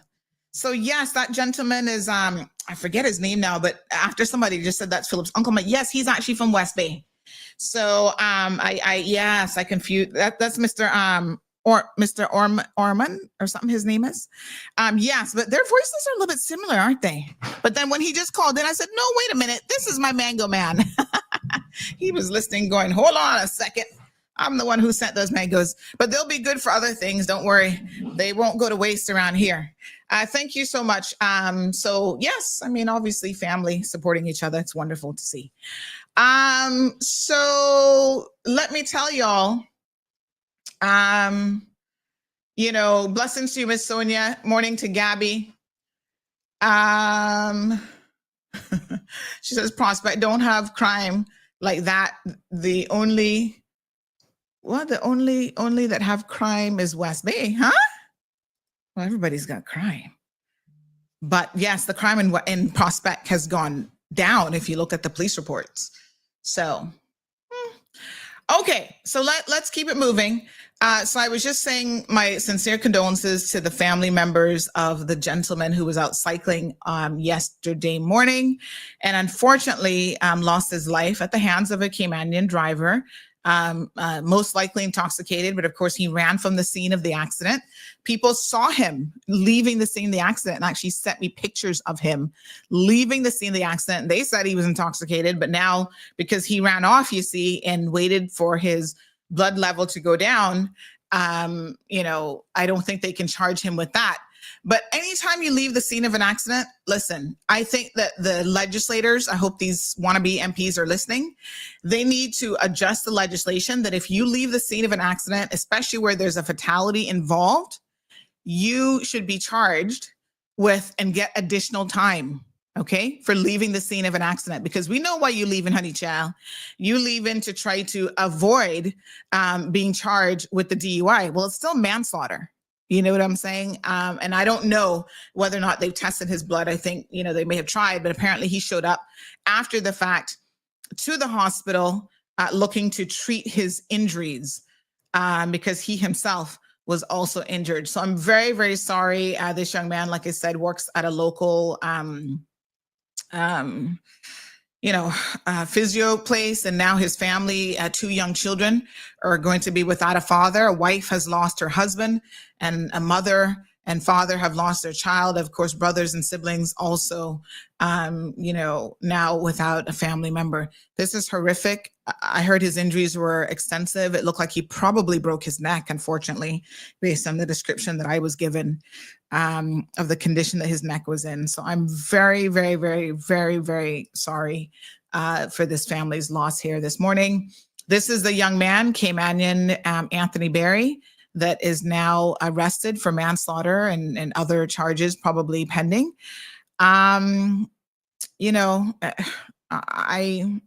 It's just sad. It's just absolutely sad. He's thrown his life away. And this was a young man who actually had gotten a second chance at life already. When he was younger, he had a ganja conviction and was saying, because of that, he couldn't travel to school in the States. And he actually got a governor's pardon. Do you guys know how hard it is to get a governor's pardon? You get that kind of a second chance in life. You get that opportunity. And then this is where you still end up taking somebody's life after already having another DUI and having lost his license before. What is wrong with you people? Oh my God. I cannot believe it. Now he's thrown his life away. Married, has a child that's a couple years old himself, but he walks away alive to live another day. And God knows the way that our system works, he'll get a slap on the wrist. This is something else that we need to change, folks, is if you take a life, even with vehicular manslaughter, you should be facing no less than 10 years in jail. I want to see that, especially if alcohol is suspected or if you leave the scene of an accident. 10 years minimum. Come on now. We have got to curtail the number of people that think that they can go out there and drink and drive and be reckless at that time of the morning. Yes, aisle 25 is like that time of morning. Where do these people come from? Child, they're coming from partying all night. They're coming from, oh my God, Jesus Christ.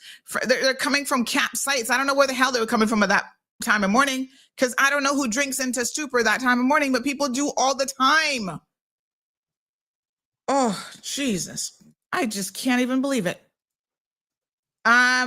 You say you want to see the scene of the accident, him leaving. Let me try and remember who sent me those photos. This is the guy that licked down the cyclist. Here we go. Of course I'll show you. I know y'all don't be thinking that I be lying about nothing. Hold on. I mean, look at the skid marks in the road. So first he hit a parked, I thought these were actually 2 separate accidents, but I'm trying to still understand how this went down, because it looks like first he actually hit a BMW that was off the side of the road, parked with some axle problems or something. And then he hit 2 people. Oh my God. So he hit a car in Carlene's yard and he crashed sideways into Kenneth Wood's wall. So all of this is what happened. So hold on a second. I will definitely show you. So we actually have pictures of him. I think even as he was leaving the vehicle and walking off about his business, and then had the audacity to come and show up later at the hospital in a private vehicle. You're lucky. Trust me. Let me see here now. And the poor cyclist there, you know, trying to attend to their cycling buddy. Just a very, very sad situation. Oh my goodness. So yes, just give me a second here and I'll show you the pictures that we have. So here's this one. This is him walking off after the accident. And I believe this one is where he ran into the wall. And I think that is him standing right before he left the vehicle. So there you go. And just walked off like nobody's business. I don't know how far he got and whatever, but walked off and left the scene of the accident. Of course, police now asking for any eyewitnesses to please come forward who might have seen it. So some of you are mentioning this new law called the Shamari, what's his first name? Shamari Grant law. So Liana says, reminder that's been passed where now the families can get compensation. Well, here is the thing about that, right? And I'm glad that we at least have that legislation because it does make it easier. But how can you get compensation from someone who has nothing? I mean, he'll go to jail. And I mean, yes, I guess maybe future compensation, he'll be paying for the rest of his life for those two children to be supported. But what kind of job does this young man have? Did he go to university after he got that governor's pardon? Did he actually get a degree? Did he do better for himself? I mean, all I can find online is that he supposedly is doing marketing. That's one of those jobs when a lot of people don't have a real job. You know, they want to claim that they're marketing. I'm like, okay. So that's what LinkedIn says, is that he's doing some kind of, you know, side hustle for himself, marketing. Yeah, I'm not sure how much that's really paying, but you guys can certainly tell me, you know, what it is he's doing, because LinkedIn says that he is a freelancer, not even a full-time job, a freelancer in the online marketing niche, happy to help build long, healthy connections with people around the world, touching everyone in a positive way to succeed and to pass the proper value to a person wanting to win overall in life. Well, Jesus Christ, I hate to tell you, you know, unfortunately, you've not touched this family's life in a positive way. So he claims that for the past 4 years, he's had his own company called Berry Booming LLC, and he's a freelancer. I don't know the young man. I don't know anything about him. You know, but again, he's a young parent himself, probably struggling like most other people in Cayman, got a wife. So I don't know what kind of dollars he's bringing in that's going to be feeding anybody. What a hot mess. Shemaiah, sorry, my apologies, Shemaiah Grant. And yes, he's the young man who unfortunately lost his life on a motorcycle once again because of an intoxicated driver who also had a history of driving offenses. We have really, really got to deal with the situation.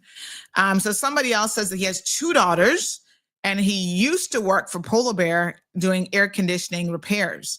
So he used to work for Polar Bear. Yeah, okay. What a hot mess. So sad. I don't know what to say. It's depressing. It's sad. I don't know. Ay. Wow. Okay. Someone else said the man that died in the accident is married to Caymanian. Yes, I actually, you know, he's from overseas, but he is married to Caymanian. So those are, not that it matters to me whether they're Caymanian children or expat children that have lost a father. Losing a father in such a horrific way has got to be horrible. But yes, I got the sense yesterday that she was, because one of her family members also reached out saying how difficult it was going to be for them to contact his family. and let them know. Lordy Jesus. So someone says he has 2 LinkedIn accounts. He doesn't work here. No, that, a lot of people have multiple LinkedIn accounts and they don't tend to update them. So he had another LinkedIn account that said he was a communications assistant at Morant. And I don't think he has worked there for a very long time, but they don't update that. They just set up a new one. So there you have it. But no, he's not there. So I don't know what he's done. Look like he never finished that degree, which again means he's probably not far outside of that minimum wage job, especially if he didn't stay at Polar Bear and really learn to become a top technician. So sad.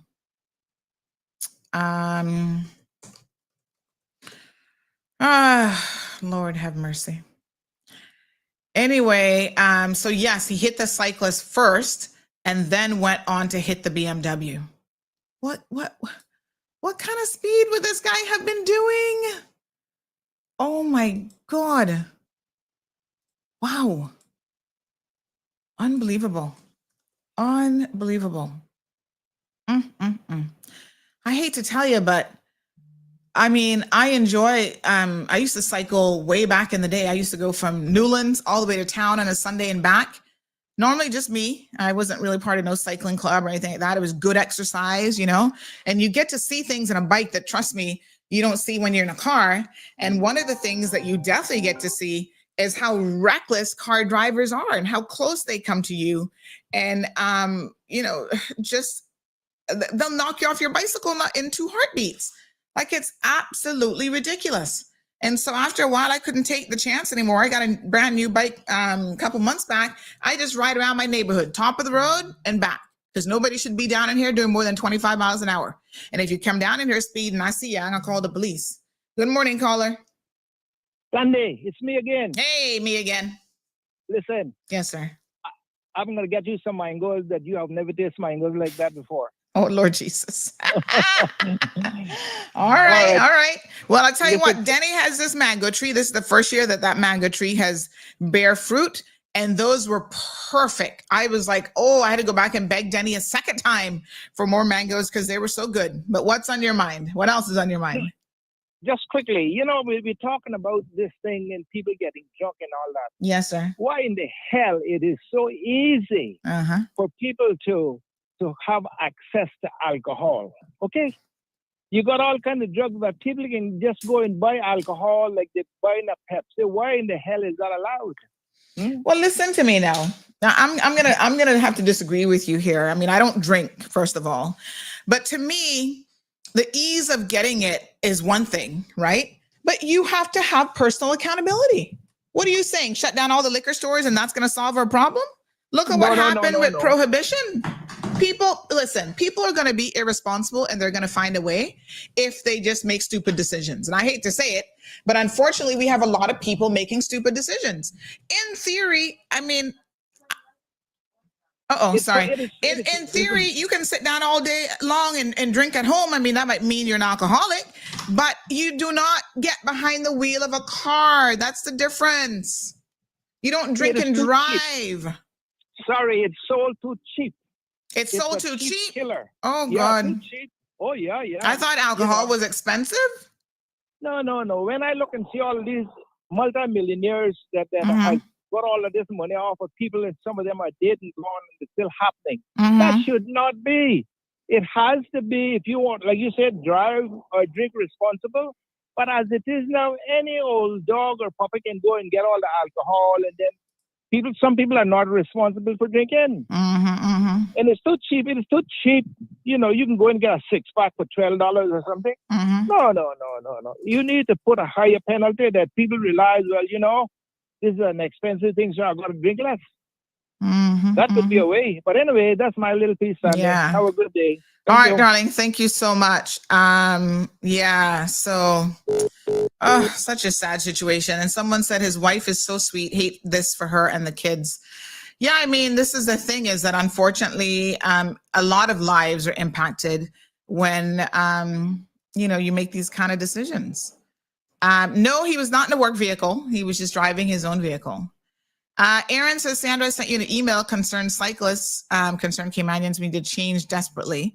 Was that about the cycling club or organization? Marshall says he needs to be locked up for more than 10 years. Yep, I agree. Strong Wilt said he also used to work at A.L. Thompson's. Oh, okay. Doesn't sound like he got that degree to me. I'm just saying. Gabby says, Sandy, you know what law they need to make? Ban alcohol every other weekend, including bars every other weekend. See how long people can go a day without drinking. To be honest, sorry, not sorry. Again, I don't know that that's going to solve anything. I mean, people can have alcohol at home. You know, I have a whole container, like I have a whole display of alcohol. If you saw the alcohol at my house, you would think I drunk. Or, you know, that we drink on a regular basis, and I don't drink alcohol, none at all. And so people will have it at home. The weekends that they have it available, they'll just buy it that weekend for the whole month. I don't know that that's going to, and, you know, somebody else says tax alcohol. It's already taxed. I don't know what the duty is on alcohol, but say you tax it even more, then you have people doing really stupid stuff, like not buying food for the kids and instead buying alcohol. We have to push personal accountability. It really comes down to personal accountability. People, listen, the government can only do so much for people. The government can only force your hand so much. The government can't make you a good person. The government can't moralize, you know, they can't they can't legislate morality. You're either a good person for the right reasons. Not even religion can moralize morality, can legalize morality. No, what am I saying? Not even religion can force you to be a moral person. There's a lot of religious people, a lot of people who found God who are morally bankrupt. That's why people who don't believe in God, they'll say to you, well, I don't have to believe in God to believe in doing the right things in life. And that's why they push some of you candidates who are out there thumping the Bible to say, is the only reason you're a good person because of your belief in God and because you grew up in the church? Well, what happens if tomorrow something happens between you and God? You know, speaking of that, let's take a my dear friends. If something happens between him and God, because God knows he's always backsliding, then what's going to happen? All of a sudden, you're out there assaulting women. You're drinking and being slobbery. Makiba Bush is a friggin' alcoholic. Thank God it's past 9:30. Let's make sure we're off the radio. This man is an alcoholic. Those of you who sit here talking about, oh, he's holy, he's like God, like David, God has chosen him. Well, God has chosen this man to show us an example of what not to do in life. If y'all don't realize that this man is a friggin' alcoholic, you all need to have your heads checked. Just the other day, somebody saw him at the grocery store, stumbling his speech, and he was going off at the cash register, cussing and going on and blah, blah, blah, but his opponent, whatever, slurring his words and drunk as a skunk. He is a damn alcoholic, pissing in the bushes. And yet people will still go to the polls and vote for this man. And he's an alcoholic. Y'all not ready for the cold hard truth a lot of mornings, I'm sorry to say. Come on now. Get to the front of the class, all of you. All of you need to come to the front of the class because, as Johan says, who we gonna blaze up this morning? We're gonna talk about this man here. I want you to listen to what he has to say in this video. And then we're gonna dissect it and we're gonna talk about it. Because this man has got to fucking go. I'm sorry, but I'm not sorry. Vote his ass out. Okay? Some people are looking for every excuse under the sun. Well, I don't know. Somebody said to me, well, why isn't Miss Julie going by parchment? And I was like, huh? That not her name? I'm confused about what you guys are saying. So I mean, I don't know. I'm not a West Bayer. Well, I am a West Bayer, but not a West Bayer, if you know what I mean. So, hold on. Okay. Yes, sir. I got my technical people messaging me. All right. So somebody is like, why isn't she a hunter? And I'm like, I don't know. So of course I have to ask. And somebody said, why the hell would she be a hunter? She's been married. I mean, Parchment, she's been married to Hunter for 45 years. They're like, what? She must go get a deed poll just for the election. Y'all are focused on the wrong shit. Okay. This is the foolishness now that I really can't take. Y'all are just focused on the wrong stuff. Here's a man that is going to be like Trump and grab you by the pum pum, and y'all still want to put him in office? Make it make sense. How do you all justify voting and supporting people like him? People like Chris Saunders that are morally bankrupt. People like John, labor minister, and does not even pay his workers. Still, all these years as minister, he's got ministerial jobs, so he's making at least 12 grand a month.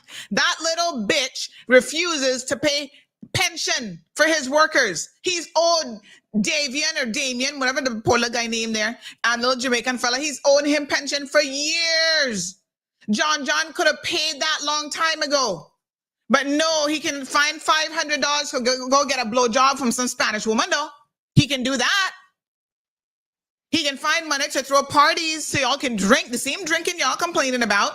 He can find money to go out there and throw parties so y'all can drink and go buy marijuana and pot and smoke yourselves into a stupor, sitting on Government Beach in Town all day long. And that's who y'all want to return to office.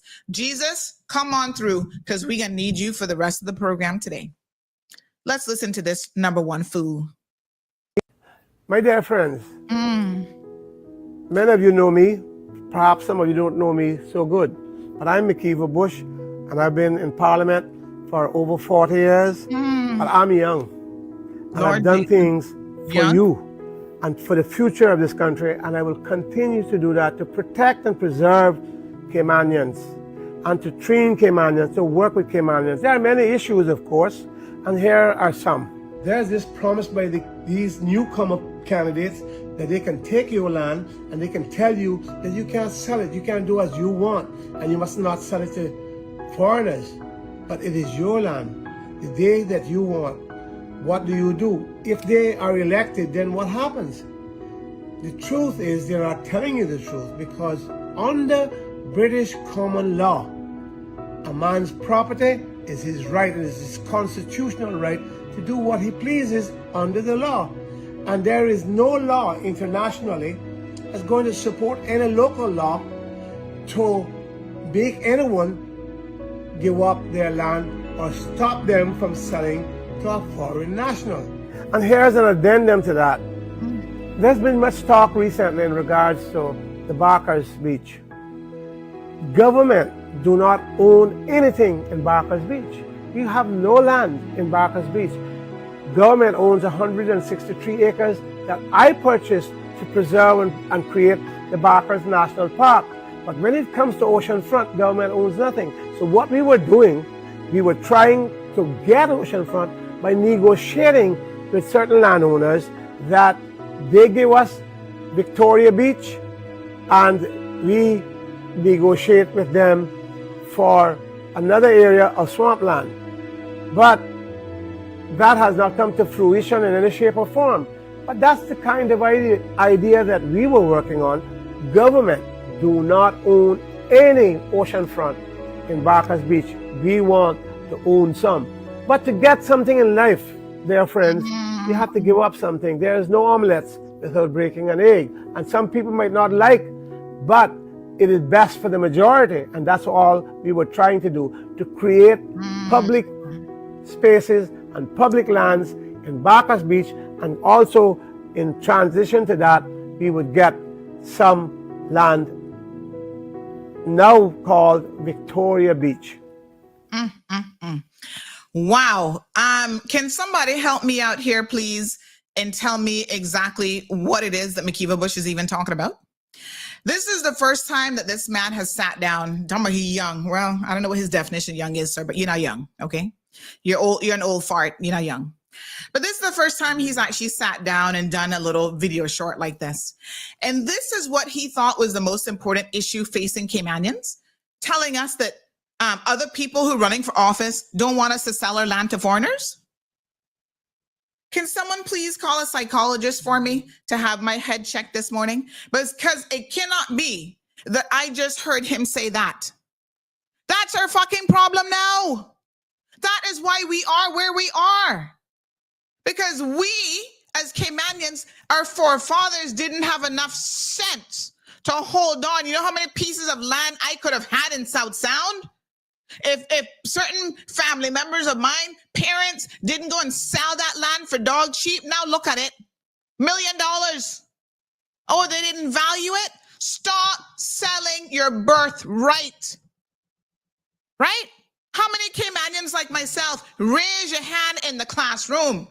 How many Caymanians like myself had parents who bought into this kind of stupidity? My dear friend. Right? Who sold everything so that when they leave this earthly realm, they don't even have a piece of land to leave you. You're not getting nothing. And if you can't go out there and hustle and get it yourself, you will never get it. What is this man really talking about? This is the most important issue facing the people of the Cayman Islands right now. Is that right, McKeeva Bush? You do your first ever video short, and this is what you bring to the people? Are you crazy? You have got to be on another plane. This is why we should vote for you, so that we can sell more of our land to foreigners, because somehow that benefits Caymanians and that makes sense. Caymanians, stop voting for certain people that mean you no good. This man said he has been in office for over 40 years. Right. And in the last 20 of the 40, what has this man done to improve our lives? Gave away status, gave away our birthright to undeserving people, including criminals. You know, he's been in court so many times. At this point, he's soon outnumber me for being in court. The difference is I'm being found innocent and having cases thrown out, and he's being convicted. He's now a convict. And y'all still see nothing wrong with putting this morally bankrupt drunk back in public office.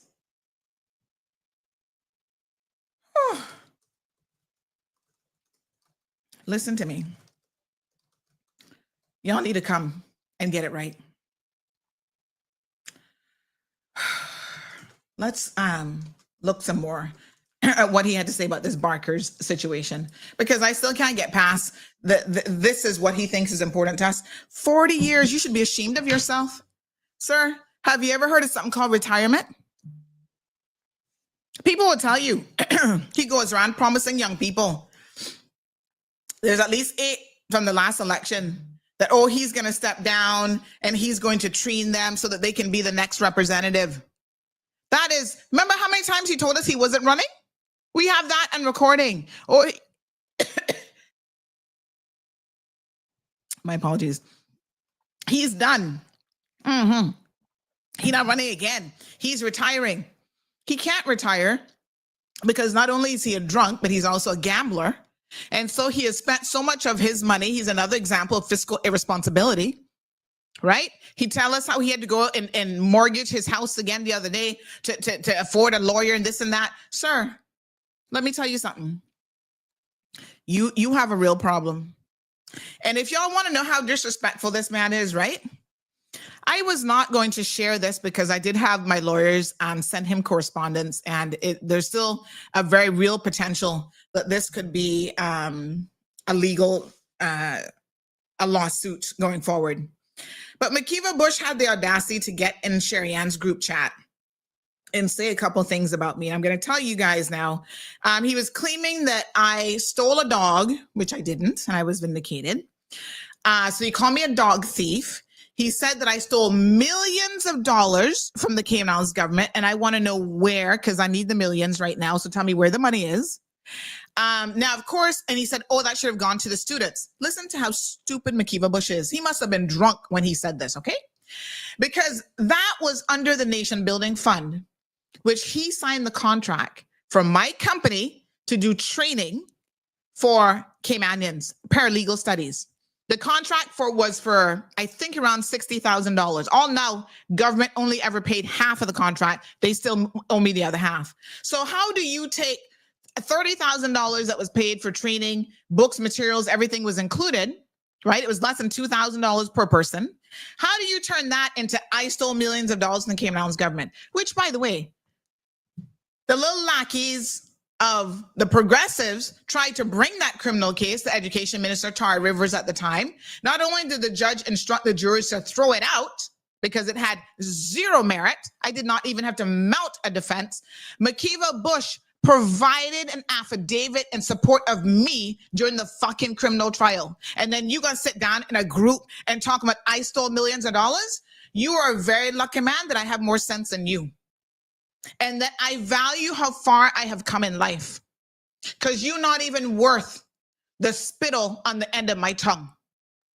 You are a disgusting human being. And then that's not even the worst thing that he said, because I'm offended when people call me a thief and a liar, because I'm neither of those things.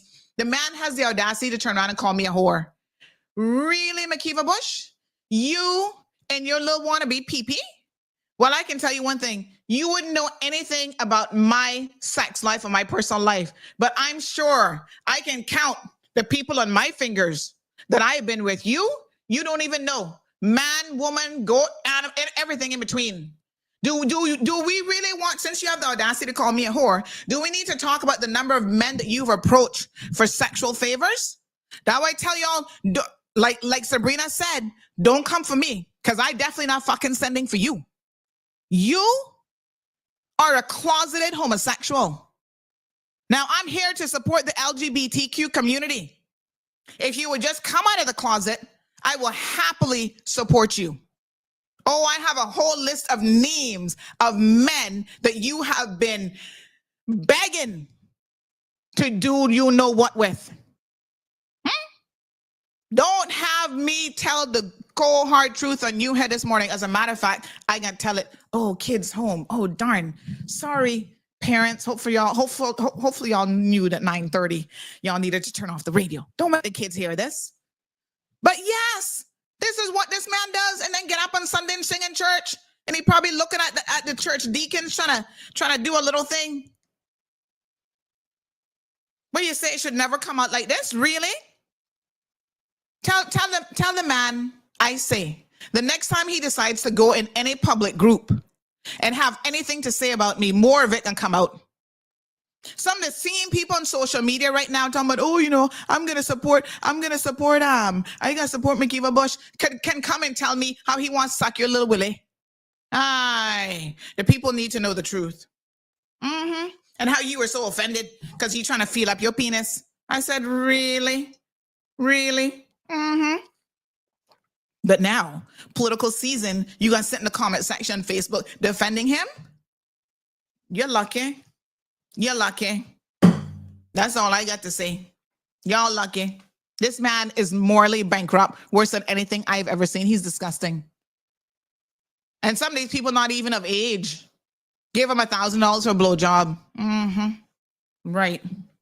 Well, I mean, that could explain why he broke too. $1,000 for a blowjob. Is that the going rate these days? Damn, that better than minimum wage. I mean, y'all might want look into some other jobs, but I'm just saying. Anywho, I'm only telling y'all the truth. So, Mr. Makiva Bush, don't you ever call me a fucking whore. Because that's one thing I can tell you I'm not. You, on the other hand, yeah, my God. Please. He not the same one who went overseas grabbing women and then having to pay people off? Make cases disappear because he always grabbing people by the boom boom? That is him sucking on people's necks, sucking on people's hand. You would want those lips on you? What a disgusting piece of shit. Anyway, let me get back to what he was talking about, because all that other stuff, you know, it's all true. All right. So this is his first little video. He's talking about he's been in parliament now for over 40 years, but I'm young. Okay, whatever. I've done things for you and for the future of this country. Please list what those things are. Because all I'm hearing is crickets. Where's my cricket button? I didn't hear Makiva Bush did nothing. See the crickets there? That's the crickets. Yeah. Pure crickets. A whole lot of nothing he's been doing. All right. What he does is when he gets into government, he goes around firing Caymanians because he can't work with women. You ever notice everyone from Angela Martin all the way down? He can't work with any strong woman. You know how many women he's gotten rid of? Because I guess if they're not allowing him to grab them by the pom-pom, it's a problem. Go and check the record, because the record reflects what I'm saying is completely accurate. And I'm not finished with him. I gotta have a special show on McKeeva Bush where I'm bringing you all the sauce. Because trust me, I getting it, and I getting more this week. So y'all stay tuned for that. Let's talk about Barker's Beach. Because I'm disgusted now that this man talking about we. Who the hell is we? Well, somebody who's in the know says, hey, I just logged on. Julie is Parchment, but Hunter is her married name. She's been married for 45 years, so that makes sense. It's a common tradition for women to take the name of their husband. Duh. At the end of the we, the we that he's referring to is the secret negotiations that the current government was carrying on, FYI. Okay. This person is not even a parliamentarian, but they're talking about these secret negotiations. You see, this is the same reason that the four that y'all want to call quitters had to step out and get the hell out of this government, because they were doing more than secret negotiations. John in the back room, brokering deals with DART after they went and pulled the contract from under the DART organization for the dump, right? Trying to remediate and fix that, and still have to pay how many millions of dollars? Was it $17 million? These are people who are foolish with our money. And we have got to stop electing people who are all about backdoor deals. We need transparency in government. And I tell you one thing, McKeeva Bush has no concept of what transparency is. We have proven that over and over again. Remember the letter where he's sending the developer a fax from his government fax machine saying, yes, cabinet met today. It's a done deal. Send the balance of whatever hundreds of thousands of dollars to my account. And then he tried to spin it to him, oh no, that was for a real estate deal. I don't give two shits what it was, because we know that that's a damn lie. But why would you be sitting on government email sending out a fax about your real estate company for? This man has, and when was that? Back in the 90s. This man has demonstrated a long time that he don't mean the people of the Cayman Islands no good. But because he can come put a little $500 in your hand, he can buy you a refrigerator, right? He can do all these kind of foolishness for a few little people in West Bay. You guys continue to elect this man to public office. I say enough is enough, and enough of these backdoor, closed behind the door deals that do not benefit the people of the Cayman Islands. Yes, he says, rightfully so. You can't get an omelet without breaking an egg, okay? And then you have to give up something. But what are you giving up? You're not the one giving up anything. You're getting your back pocket lined. It's the people of the Cayman Islands that you continue to make suffer. We're the ones who are giving up something. Huh? Yes, in the world of business, it's a take and a give. But we have given up too much because of leaders like you in this country. And that's why I say too, enough is enough of the foolishness. Has this man proven that he's good at negotiations? Like, seriously? Look at what he has brokered for us so far. This was the same man who was going to get in bed with the Chinese to build our port, the port that nobody wants, the cruise berthing facility. Oh, don't worry. KYD says I should get him charged with insulting the modesty of a woman. You'll be happy to know that the matter is with the police. And if I have, they actually reached out to me to charge his fucking ass when they saw the message. And if I have anything to do with it, he will be charged. Oh yes, my police statement already gone in. So you don't worry about that, honey child. Oh, you're not gonna come at me with such slurs, you drunken fool. Worse yet, that it's not even true. I mean, if you're out there hoarding around the place, that's one thing. But you're not going to insult me when it's not true, Bobo. I can take action. Now, let me tell you how he's benefiting the people of the Cayman Islands. He's drunk and slobberly. Government is paying for him. This is the deal now, you see. Oh, everything's a give and take. Well, I want to know what he's giving us because he sure is taking a lot. He gets to drive around in a government-issued Tahoe. And I got to talk about those Tahoes here in a minute, so wait for it. He's driving around in a government-issued Tahoe, okay? He gets an assistant, not just the one that works in his office, but another one, a Spanish woman that's supposed to be some kind of cousin from Cuba or somewhere about the place that he's trying to get into her panties too.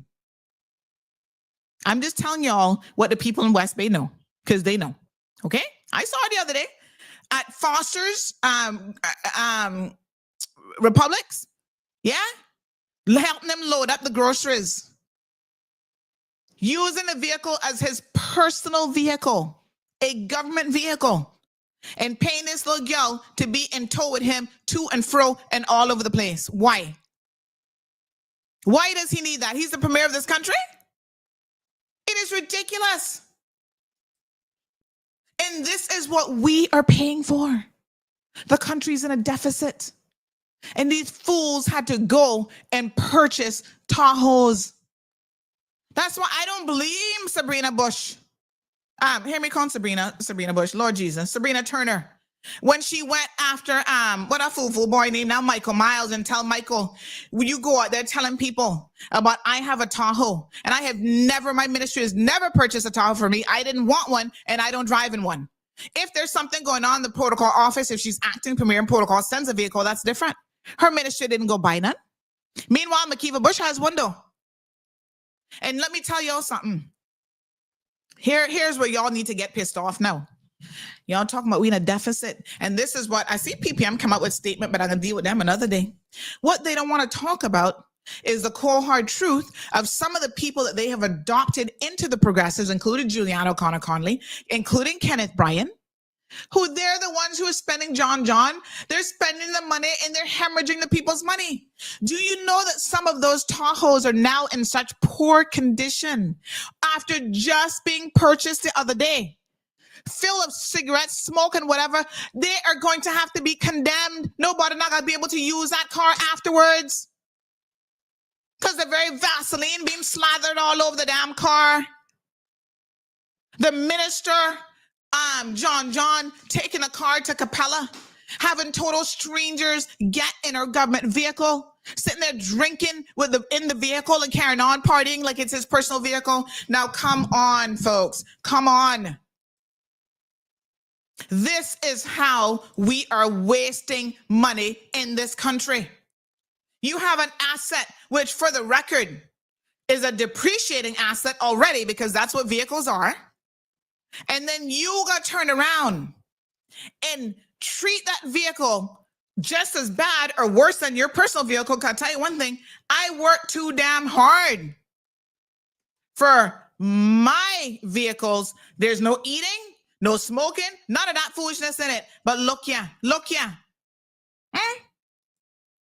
Our MPs, our ministers can drink and smoke in these vehicles with no problems whatsoever. Yeah? They're allowed to do that and messing up the vehicles. Wow. I'm just telling y'all. You're going to pay over 70 grand for a vehicle and then treat it like a piece of shit. And so it's going to last like 2 years and that's it. And if them same bitches get back in, let me be clear, if they get back in, they are going to want to do what? Get another vehicle again. Really? Huh, I see. Meanwhile, there is no protocol, no standards of how the vehicle should be used, no nothing, no policy, no nothing. This is pure slackness. What do they say? Unadulterated foolishness. And it has to stop. And anybody who participates in it, like Makiva Bush, needs to go. This is the last week before the election. And I want to make it very clear. Where's Morning Boots? Because I know he peeped around the corner watching the show. Morning, I want to talk about you now and a few others in the comment section. Let me be very, very clear, right? As God is my witness, today is what? April the 22nd. We have about a week left. Tomorrow will be 1 week till election. I don't give two cahoots What y'all have to say about Sandy Hill? You can make all the memes in the world you want. Oh, she being bought out by TCCP and this and that. Blah, blah, blah, blah. I don't give a shit. I want y'all to hear me, and you better hear me good this morning. I don't care. You don't have to watch the show. You don't have to listen to it. You don't have to read nothing on CMR. You can block the blood clot page if you don't like it. Okay? I am here to speak the truth. And the truth is what our people need to hear 1 week out from an election. We have a referendum that's coming up that we need to talk about, and we can spend some time talking about that as well. We have got to make some better choices. I ain't a business with who you like from who you don't like. I'm here to tell you the truth, and I'm not going to sit here and lie on nobody.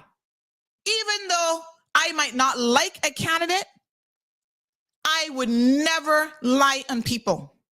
And the things you hear me say are factual or my opinion of that individual, which in 99% of the cases, my opinion is based on the facts.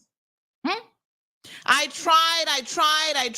tried as much as I could to like Julie from the BRAC, Juliana O'Connor Connolly. And Lord knows I just couldn't come to it because she's another one that running up in church every 2 minutes with skirt down to her ankle, and yet she is morally bankrupt as they come. She would sell out anybody for position and power. So hear me and hear me good. Oh, but Sandy, you look like you got a problem with Chris Saunders. Of course I have a problem with Chris Saunders. Y'all been asleep in class? Who don't know I got a problem with Chris Saunders? But this is not personal. Chris and I were friends until I realized what a lying, duplicitous sack of shit he is. And so on a matter of principle, I have got to take a position. And so I have taken a position. And the position is clear. If you sexually harass women, right? You're out there in the streets. Listen, if you're consenting adults, I don't care that you having threesomes, you know. I don't care what hole you prefer. I don't care about those things once you're dealing with consenting adults. What I care about is the fact that you put the fear in civil servants who did not even want to go to work, and some of them had to be put on leave in order to avoid you. That you target these people because you know that they are afraid, and this is their livelihood. These are mothers. These are our sisters. These are our aunts. Right? These people are single mothers, and they're out there trying their best to work in a professional environment. And this man has degraded the role of deputy premier in this country, degraded the minister of finance position, had to be fired from the job. That is why I have a problem with Chris Saunders. All the other stuff that he going on with, taking pictures of women and circulating it amongst his male friends, all the foolishness he be going to Jamaica and doing, all the Garrison style politics, threatening people in parliament, that is icing on the cake. And it just demonstrates again how morally bankrupt he is. These are not the type of people that we need in public office. And listen, you're entitled to your opinion, you know. You're entitled to your opinion just like I'm entitled to mine. But like I said, I base my opinion on facts. The LFT fiasco, being fined $100,000. If you've ever spoken to Chris Saunders, and some of you being fooled by the rhetoric, and I got to give you all a reality check here this morning. If you've ever spoken to Chris Saunders, right? He lets down his guard at certain times. You get to see the real man. When he says things like he'll call out and try to divide Caymanians amongst each other. Oh, that fucking white Caymanian and merchant class and this and that. He shouldn't be getting no more work, but he did it the right way. Randy Marin did it the right way. He didn't cut no corners. He submitted his bid just like other people. He wanted his friend to get it, your friend, Mr. Whitaker, had an opportunity to submit a bid, but he's not even in that business. You see, Mr. Randy has a medical supply company. That's why he had the resources to come in as the lowest bidder. And then you're going to try and go behind the scenes, lie on Wayne Panton, lie to Sabrina, lie to all these other people to pull that contract, and then still have to turn around and pay the fucking contract. Because you know what? You mistook Randy Marin for damn fool. So when Randy said, y'all not going to have me expend money on a government contract that you said yes to, and I got to take the loss. Randy went and lawyered up as he rightfully should have. Yeah. And say, I got to sue your ass for that contract. I bet you they reversed it real quick. Go read the Auditor General's report. Political interference. Is this what we want for our MPs? People who would politically interfere in something that the civil servants are supposed to handle with a set guidelines that are in the law, the procurement law, right? They're going to interfere to help their personal friends. That is who we want to public office. And so if I call him out on social media, y'all think you can come for me? Oh, but Sandy, oh, Chris, I don't care. He is morally bankrupt. And people like that who do not follow the process, who do not follow the law, we do not need in public office. It is as simple as that. And I will call them out. You don't have to like it, and you don't have to agree. That's your prerogative. And I have the right to tell you I don't give a shit what you like or what you don't agree with. That's my prerogative. That's how it works in a democracy, honey child. The Court of Appeal on the 9th of May is going to come and bring it all together. Yes, go read the Auditor General's report. Enough of them around that y'all need to be reading. Okay? Yet another example. And you see that the thing that irks me the most is that there were people who were trying their best to help Christina. Because let me tell you something. When you see a brother get a certain position, yeah, you feel good for him. You're like, we want to see you succeed. You know, your father always wanted you to get in politics. He worshiped these Jamaican politicians and all this kind of thing. PJ Patterson, all them, he up there behind like white and rice. So we're like, yeah, man, come on through. You know, you achieve a little something, we happy for you. And what do? You squander it and you throw it away. Take it from me as someone who has come from nothing in life, and I mean nothing. Poor Georgetown home. When you get certain opportunities in life, you don't squander and throw it away. You do your best. You stand tall and you do the right thing. That's why y'all can't throw no money at me to make me a dishonest person. I not messing up my good name for nobody. And certainly not for the almighty dollar, because the good Lord is so good. He's given me health and strength and a good brain to be able to earn a decent living. Y'all can't bribe me, bitches. Not today, not tomorrow, and certainly not yesterday either. Yeah? You have to be above the fray, above all this foolishness. And when people tried to talk to Chris, you know what his attitude was? Let me tell you. I can tell you firsthand. He's so fucking arrogant and such a narcissist. I don't sound this. I don't give a shit, you know. I don't fucking care. Make them go on. These fucking white people, I don't care what they think about me. I'm like, Chris, there's not white people. Look at me, I'm not white. I'm telling you, do better. Step better. Come, man, shape up yourself. This is not a good look. This man was not just fired off the whim for the foolishness that he was doing. There were warnings. People said, Chris, please, as your colleague, stop this, get it together. And he would cuss them and tell them, just leave me the fuck alone. I don't care what people think. Blah, blah, blah. I bet you he care what you think now, though. Because you have to go to the polls next week, Wednesday, and put a check mark next to somebody else's name. I bet you he out there now trying to make you care. Behind closed doors, when we're like, Chris, the people did it. Oh, I don't give no fuck what them people say about me, Sonya. I'm like, really, Chris? That is your attitude? I said, if the people could hear you now, if they could hear how you go on. You cost a Caymanian who worked in government for over 30 years because she wouldn't give you a piece of ass. because she wouldn't allow you to get all these privileges in government because she also believed in following the procedure, security protocols, all this stuff. You caused her fucking job in government and ruined her name. And you think you ain't get elected to office come the 30th? Not if Sandy Hill got anything to say about it. The people need to know the type of person you are. I can only imagine a single mother, the countless nights, long-serving civil servant. She's sacrificed, gone to school, done the right thing, get a bachelor's degree, get a master's degree, done all this stuff. They tell you, the system tells you, this is what you're supposed to do to be successful in life. And y'all worried about the expats coming here and holding you down? We not got to worry about them. Because we got people like Chris Saunders in government, an elected official, deputy premier, who went out of his way to lie on this girl, create this scandal, get her put on administrative leave for well over a year.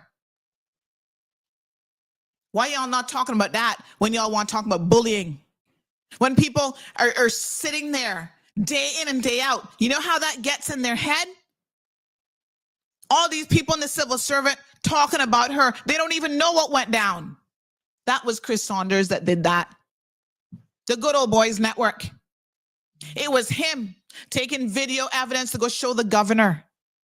The same governor he disrespected and cussed out, when he read it to try and use him, oh, look at this. Yeah, boy, look at what we found. They were recording us and this and that. And Sam Rose would not stand up for his own Caymanians when he should have. Right? And as a result, this young lady has suffered. Government should be made to pay her money. I can tell you all that. It wouldn't have been me. That was done at the hands of Chris Saunders. Because that little shit thinks he's somebody. Privilege. Want family to be going through the airport. Special areas. You know, if the security people overseas, remember how they were blocking us from coming up by the curb? If they found out that our ministers of government doing that kind of foolishness, what do you think they're going to do next? What do you think the UK can have to say? But he don't care about rules. Wants a personal driver. When his regular driver gone on vacation, only certain people can drive him because they know where they have to take him for the midday rendezvous. They know where they're taking him for the hookups. Yeah. So not every driver in Cayman can get that privilege to know the truth. But I'm bringing y'all the truth regardless. So he comes out of his house, sees a government worker sitting right there, sent by government driver, sitting right there, sent by the protocol office. You know what he can jump up and do? Get in his vehicle, come out of his garage, pass the government worker, go all the way to the government building, government admin, go in there, go to Sam Rose and cuss out Sam Rose about how he never get the driver that he wanted and the protocol office must issue him an apology. This is what we are dealing with. Stop electing morally bankrupt and disgusting people to public office. That's what Chris Saunders did. And Sam Rose not got no backbone. He kowtowed to him. Oh, Deputy Premier, I'm so sorry. Now listen to this joke, right? The head of protocol was even in office. She was on a vacation. But Sam Rose gonna message her and tell her she must apologize to the deputy premier when she not got nothing to do with it. She was even there. You hear the foolishness? This is why civil servants will tell you they sick and tired of shit up in there too.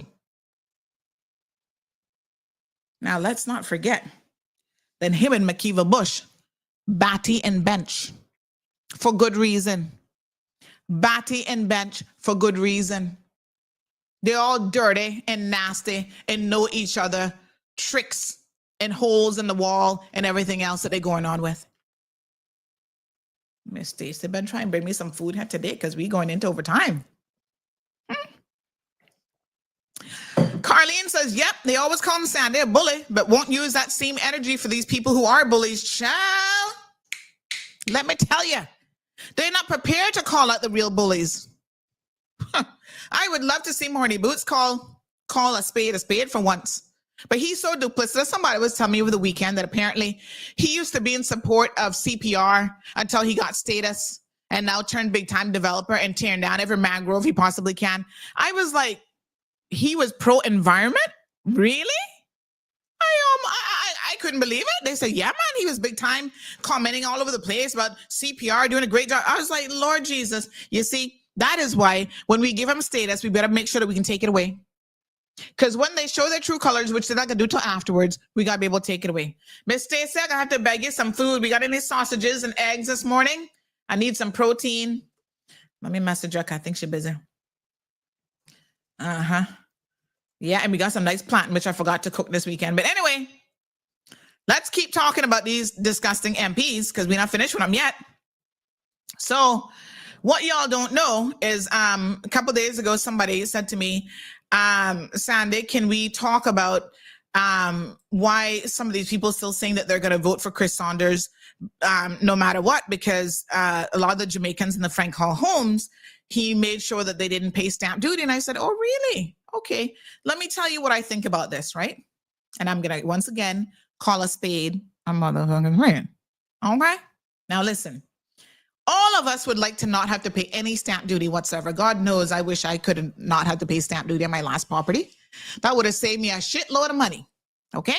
And as a Caymanian, I'm glad to see that the government under the leadership of Wayne Panton back in 2023 allowed and pushed through the initiative to give it to us on second and third properties. Even whatever the low amount is, better than nothing. Okay? So I'll take it. On behalf of all Caymanians, we will take it. However, as finance minister, they have discretionary power. Now, this came up, and this is one of the things that got me in hot water way back when CMR first started, because we did an article about Mr. What's his name again? Former finance minister, Mr. Marco Archer. Mr. Archer said, oh, the article went too far. But the crux of the article is asking this question.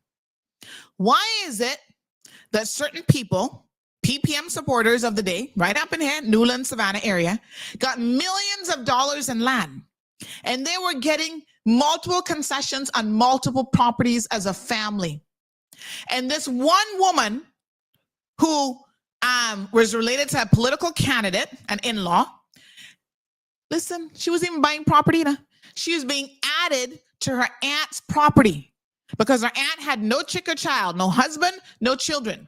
The aunt is getting up in age, so the aunt said, listen, I want you, in case something happens to me, to be able to co-sign and stuff. Heaven forbid you need to air ambulance me off. You need access to my property, yada, yada, yada.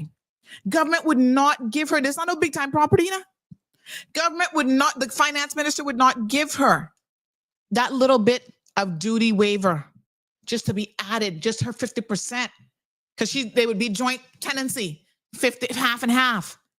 And so the question comes up, and it's an important question to this day. This discretionary power of the finance minister, how are they utilizing that discretion? So last week when somebody said to me that they're talking to a lot of the Jamaicans and Frank Hall development saying, you know, y'all really need to not put Chris back in, although they know he not did jack shit for none of us.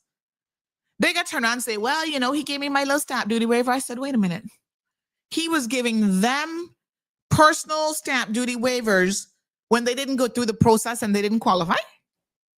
The rest of us have to fill out a form. There's a procedure that we have to follow. That is the discretionary power that he has.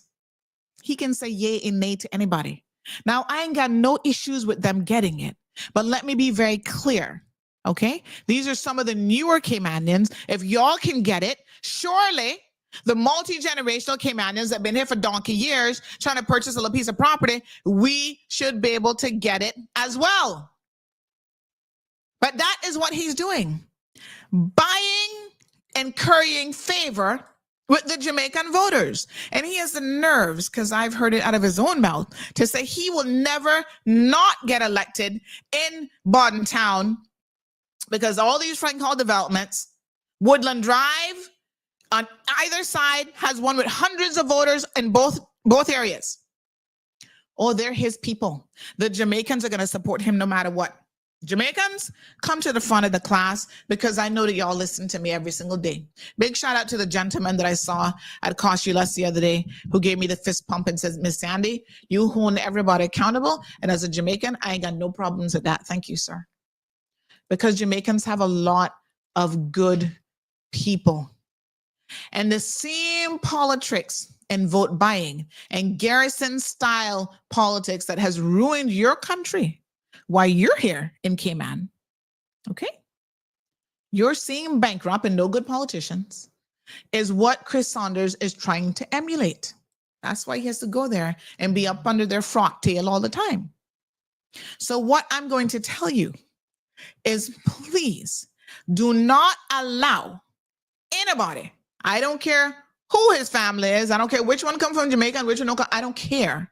Don't allow him to come around you and put on that Jamaican accent and pretend say he's one of you and he cares about you, because he is not going to make your life any better.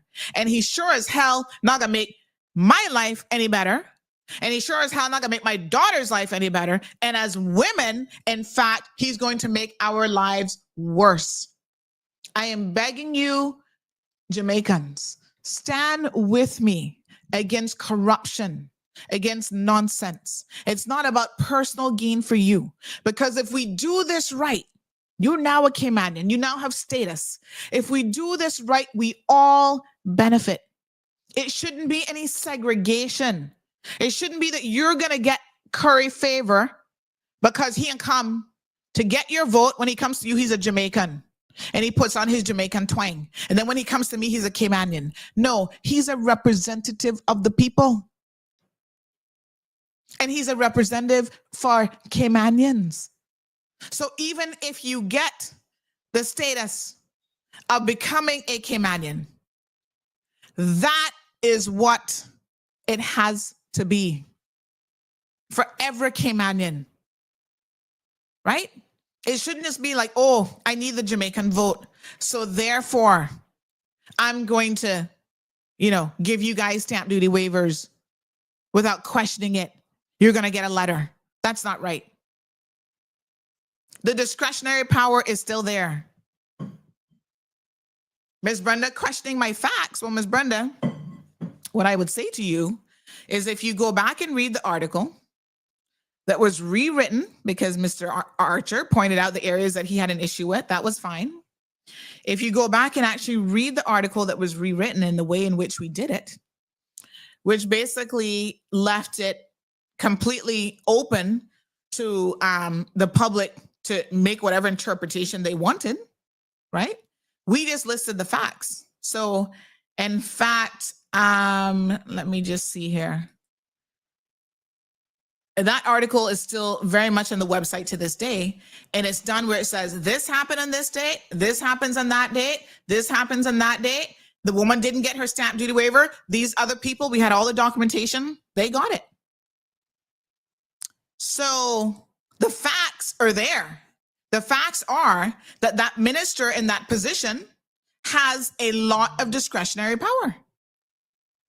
And I'll find the article so I can put it in the comment section, and any of you are free to go and see. That article has been up there for many, many years now, at least since 2019. And obviously, if there was any issues with it, Mr. Archer would have did what he did the first time, which was mount a lawsuit, and that has not happened. And this article simply laid out the chronology of events. And so the chronology of events is, as I have stated, there were people in the progressive government who were getting the benefit of stamp duty waivers, and there's a big question mark as to why those individuals were getting those benefits. I'll find it. And you're free to, like I said, anybody's free to go back and have a look at all of the chronology of events there. And so that person has a lot of discretionary power, even up to the other day. There was something else that came up in relation to this, where someone was trying to get a stamp duty waiver. The civil servants, right? The person asked me to call because, of course, they're trying to call Miss Julie and nobody can reach her. And they said June 29th, 2017, in fact, even before 2019, they said, let's be very, very clear here. This is a decision that stands with the minister for her to make. All right. So there's the article. You can go and read it. And like I said, the entire background information. You know, again, her cousin, who's 79 years old, retired with little source of income, lived off of a small $600 a month government pension. The value of the house was $110,000. So it was only half of that she was trying to get a stamp duty abatement on, and they refused to give it to her. Okay? And then yet you could see that other people, again, big supporters of the progressives, were getting stamp duty waivers. Those were things that were documented, that we had proof of. So all I'm saying is, in the article, it has the supporting documents. Anybody is happy to, you can go and click on the documents and see the documents for yourselves.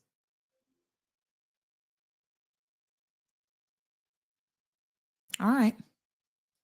I'm not going to belabor the point, but it's all there. Okay. So, other people getting properties worth hundreds of thousands of dollars collectively, way more than that, multiple parcels. I've listed all the parcel numbers, everything in here that they were able to get stamp duty waivers on. The point is, as it relates to Chris Saunders, he, okay, is using this as a vote buying tool. That's all it is. And that's not what we need in office. This person says, indeed, facts. We all used to be friends with these little shits. This is why we can talk about them and their little nastiness. Talk bad about him own political so-called friends. He called Kenneth, they're speaking now about same Chris Saunders. He called Kenneth the worst thing in Cayman politics. Bernie, the most laziest man in our politics. Even the same McKeever Bush, only people would know who him really is. You see, these are guys, these not women. Because I can tell you one thing, they don't flex with us the same way that they do with each other. With each other, they worse than women. They talk a lot. Okay? That's who they're sharing the nasty photos with and the whole 9 yards amongst themselves. Right? They're trading partners. They know who's sleeping with who and what they're doing. What I'm here to tell you is that when he tells you that he was calling Kenneth Bryan the worst thing to happen in Cayman politics, yet him and Kenneth, once again, like Batty and Bench. Kenneth can't move without Chris Saunders most days when the two of them are up in cabinet together. And you know why that is? Because Chris Saunders uses his intelligence to fool people. And this is why now y'all need to have a coming to Jesus moment. And I'm going to tell y'all something. Why having some intellectual capacity of your own is important. Because when somebody rolls up on you and you believe that they're smarter than you, you believe, right, that they know a thing or two about finance and all this kind of stuff, you follow them. You follow their lead. Yes. You're like, well, this person is smarter than me. They know what they're talking about. So if they say X, it must be X. You don't know how duplicitous this person is. You don't understand that half the things this person be saying about pension, whatever, it sounds good. But if you fact check it with what people know, the pension experts, they're going to tell you that 80% of what Chris Saunders is saying, he's smoking, what do you call it now? Smoking pipe up your rear end. Smoking, how does saying going? Putting smoke up your behind. That's the foolishness. That is the foolishness. So how is he really helping and benefiting the people of Cayman? He was deputy premier for 2 years. What did he do in that position other than cause havoc? He did nothing.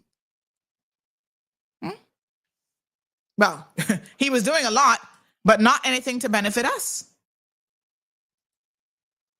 Not a thing. Not a thing to benefit us. We have really, got to have a coming to Jesus moment. Enough is enough. Right? There are people who were close with Chris, and he has demonstrated even to them, and these are his own Jamaicans I'm talking about now, he has demonstrated with the type of person he is. Yeah, because he couldn't get a certain woman to go sleep with him.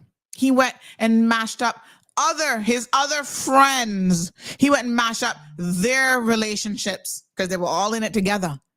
He had run to their wives and show their wives pictures and what they were up to and what they were doing. But I'm here to tell you today that he was doing the exact same thing.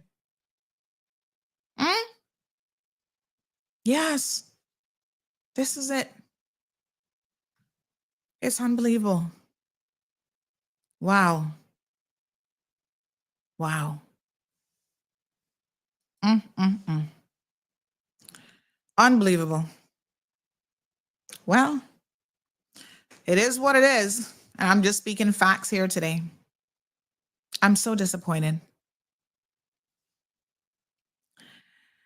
Somebody says the negotiating is what Bernie was trying to get the government to do by giving up sensitive land in Salt Creek. He was hoping that would have saved him in West Bay North. Boy, I tell you. No, sir. Unbelievable. What a mess we in. Which one this is now? Making up stuff. Oh, this is which one this is? I don't think I've seen this video. Lord, there's just so much stuff. There's so much stuff coming up.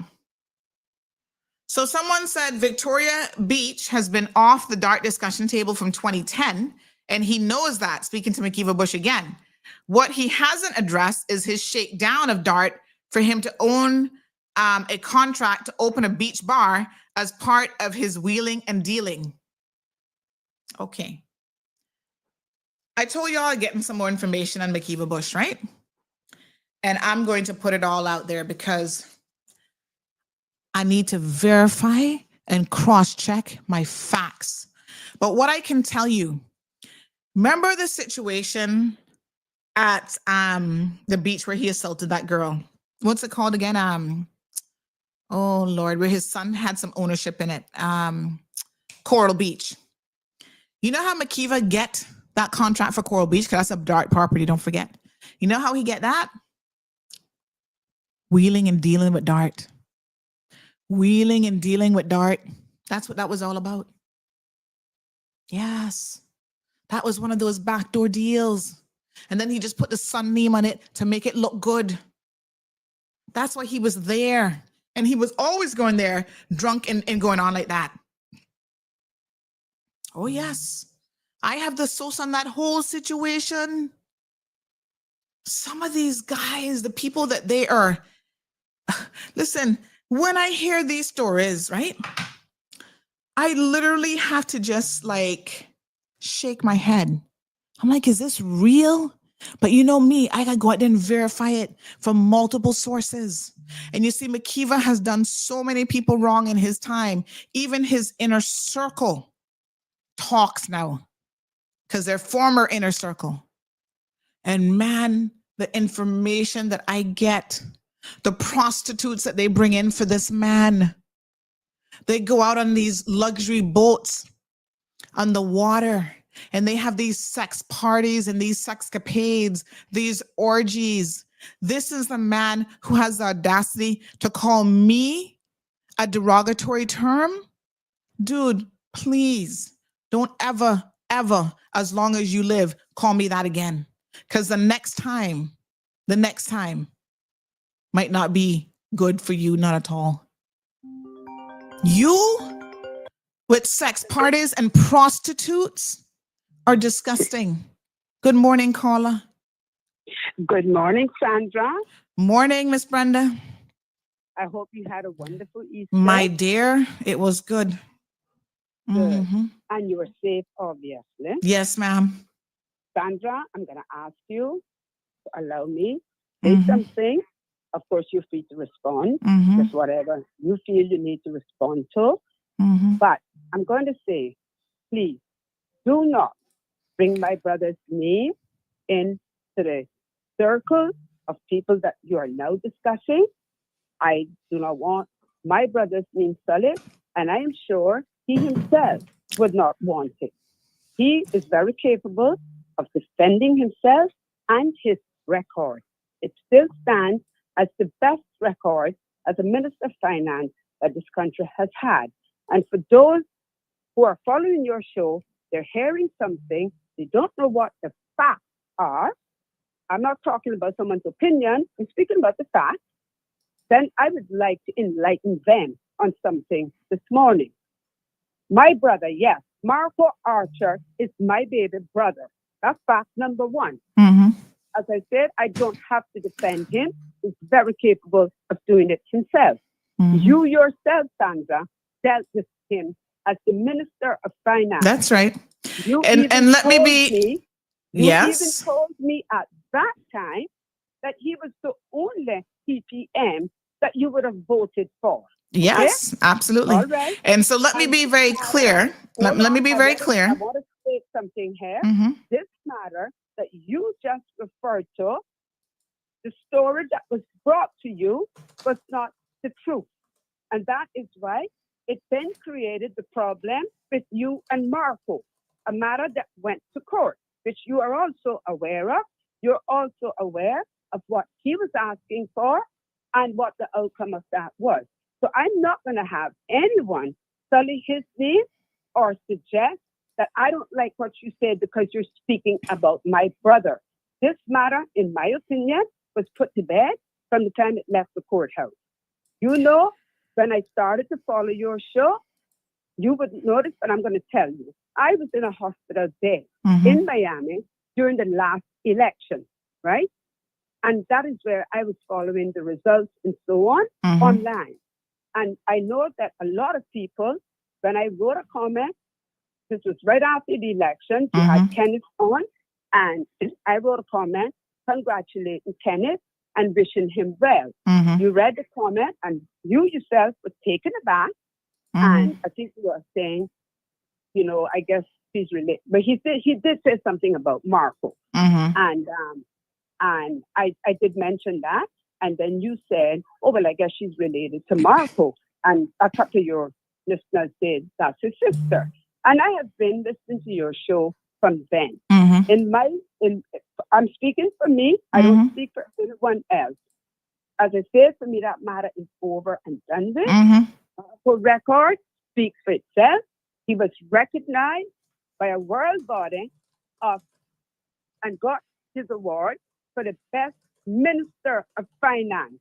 You don't get those things for no. So, Miss Brenda, let me just clarify. No one is trying to sully Marco's name.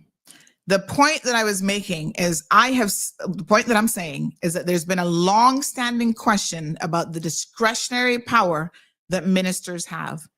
Everyone knows your brother in his professional and even personal capacity is a well-respected man. So this is no point of contention or beef between me and you. The only point that was being made, why I mentioned that, is to say, even on this platform, there has been a question about the discretionary power of ministers. Now we have a minister, finance minister, who we know has abused it.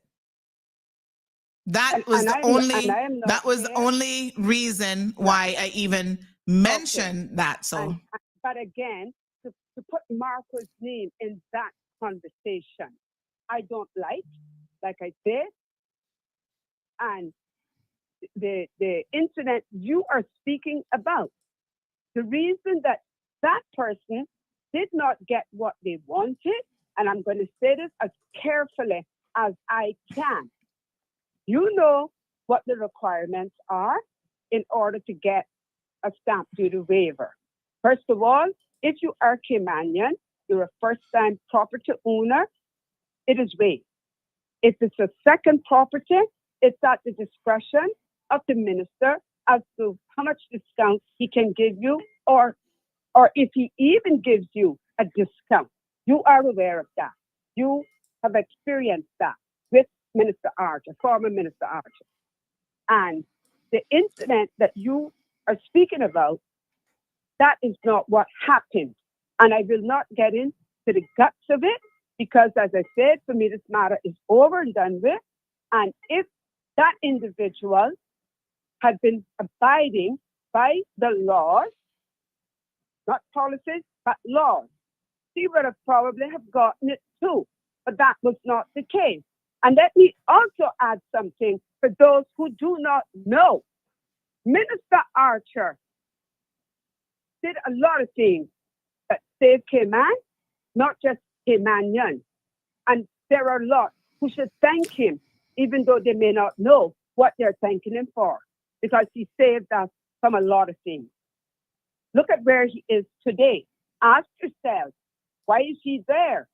Why is he not now competing for another seat? Ask yourselves that.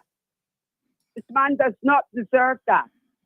Just like you, Sandra, he worked hard for everything he has accomplished. He is my baby brother. And unless someone's going to call his name and put a label on it that he deserves, I have a problem with that. And I don't want the fact being altered in this matter, because he did nothing wrong. As you rightly said, it is the discretion. But the discretion only comes when it is a second time. It was an automatic giving if it was a first-time property owner. You are aware of that also. You told me when you went back to him, he couldn't give you a full waiver because it wasn't the first property for you, but he worked with you and he gave you a discount. I don't know what the discount is. You may have told me then. I don't remember. But I'm just saying, he could have flat out said, Sandra, I can't do this. It was not your first property. But as a Caymanian, he used his discretion to assist you. You were not the only one that got it. I'm pretty sure of that. But I'm just saying, he did nothing wrong. He was following the laws with that other incident. And that is why it didn't happen the way the other person wanted it to happen. And I can say this to you, the other individual in that matter today is very happy that Marco Archer was the Minister of Finance. Okay? And I don't want any ill feelings between you and I. I come on to your show, I comment, I call, whatever. And I don't want for that to end now. And I would hope that it doesn't end here. But I'm just asking, because you're pointing out the wrongs based on your information of the others. My brother Neil does not belong in that conversation. I saw a comment that was written here by someone, and for that person who don't live in Cayman, obviously doesn't know what is happening on the ground in Cayman, they're only going by what they hear. I say to them, before you speak ill of my brother, please know who you're speaking about. As you rightly said, nobody's going to find a blemish on him in his professional life, his personal life, and in his career. So leave him out of this, please. That's all I ask. This matter was handled in the court. It is finished, and it's over. All right, my dear. Thank you. Thank you very much. He's not on social media. He's not on social media, so he will not read these things or hear these things. But I am. I am. All right. Thank you, my dear. Okay. All right. Okay.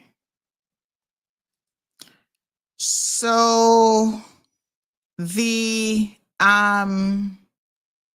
comment that I okay, let me not get off track here. I want to make sure that we stay on track with the people who are in office now, because that is where the focus is.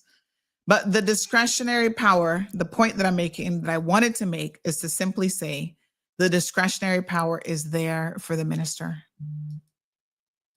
And it can be exercised. And even, let me just say, that it can be fully exercised. That's the fact. All right? That's all I was saying. The discretionary power is there. And there are times that there are question marks about why it's being administered for one and not the other. But I'm talking contextually now about Chris Saunders and how it is a known fact that he was, during his short tenure for 2 years as finance minister, he was actually busy giving it to the wrong type of people.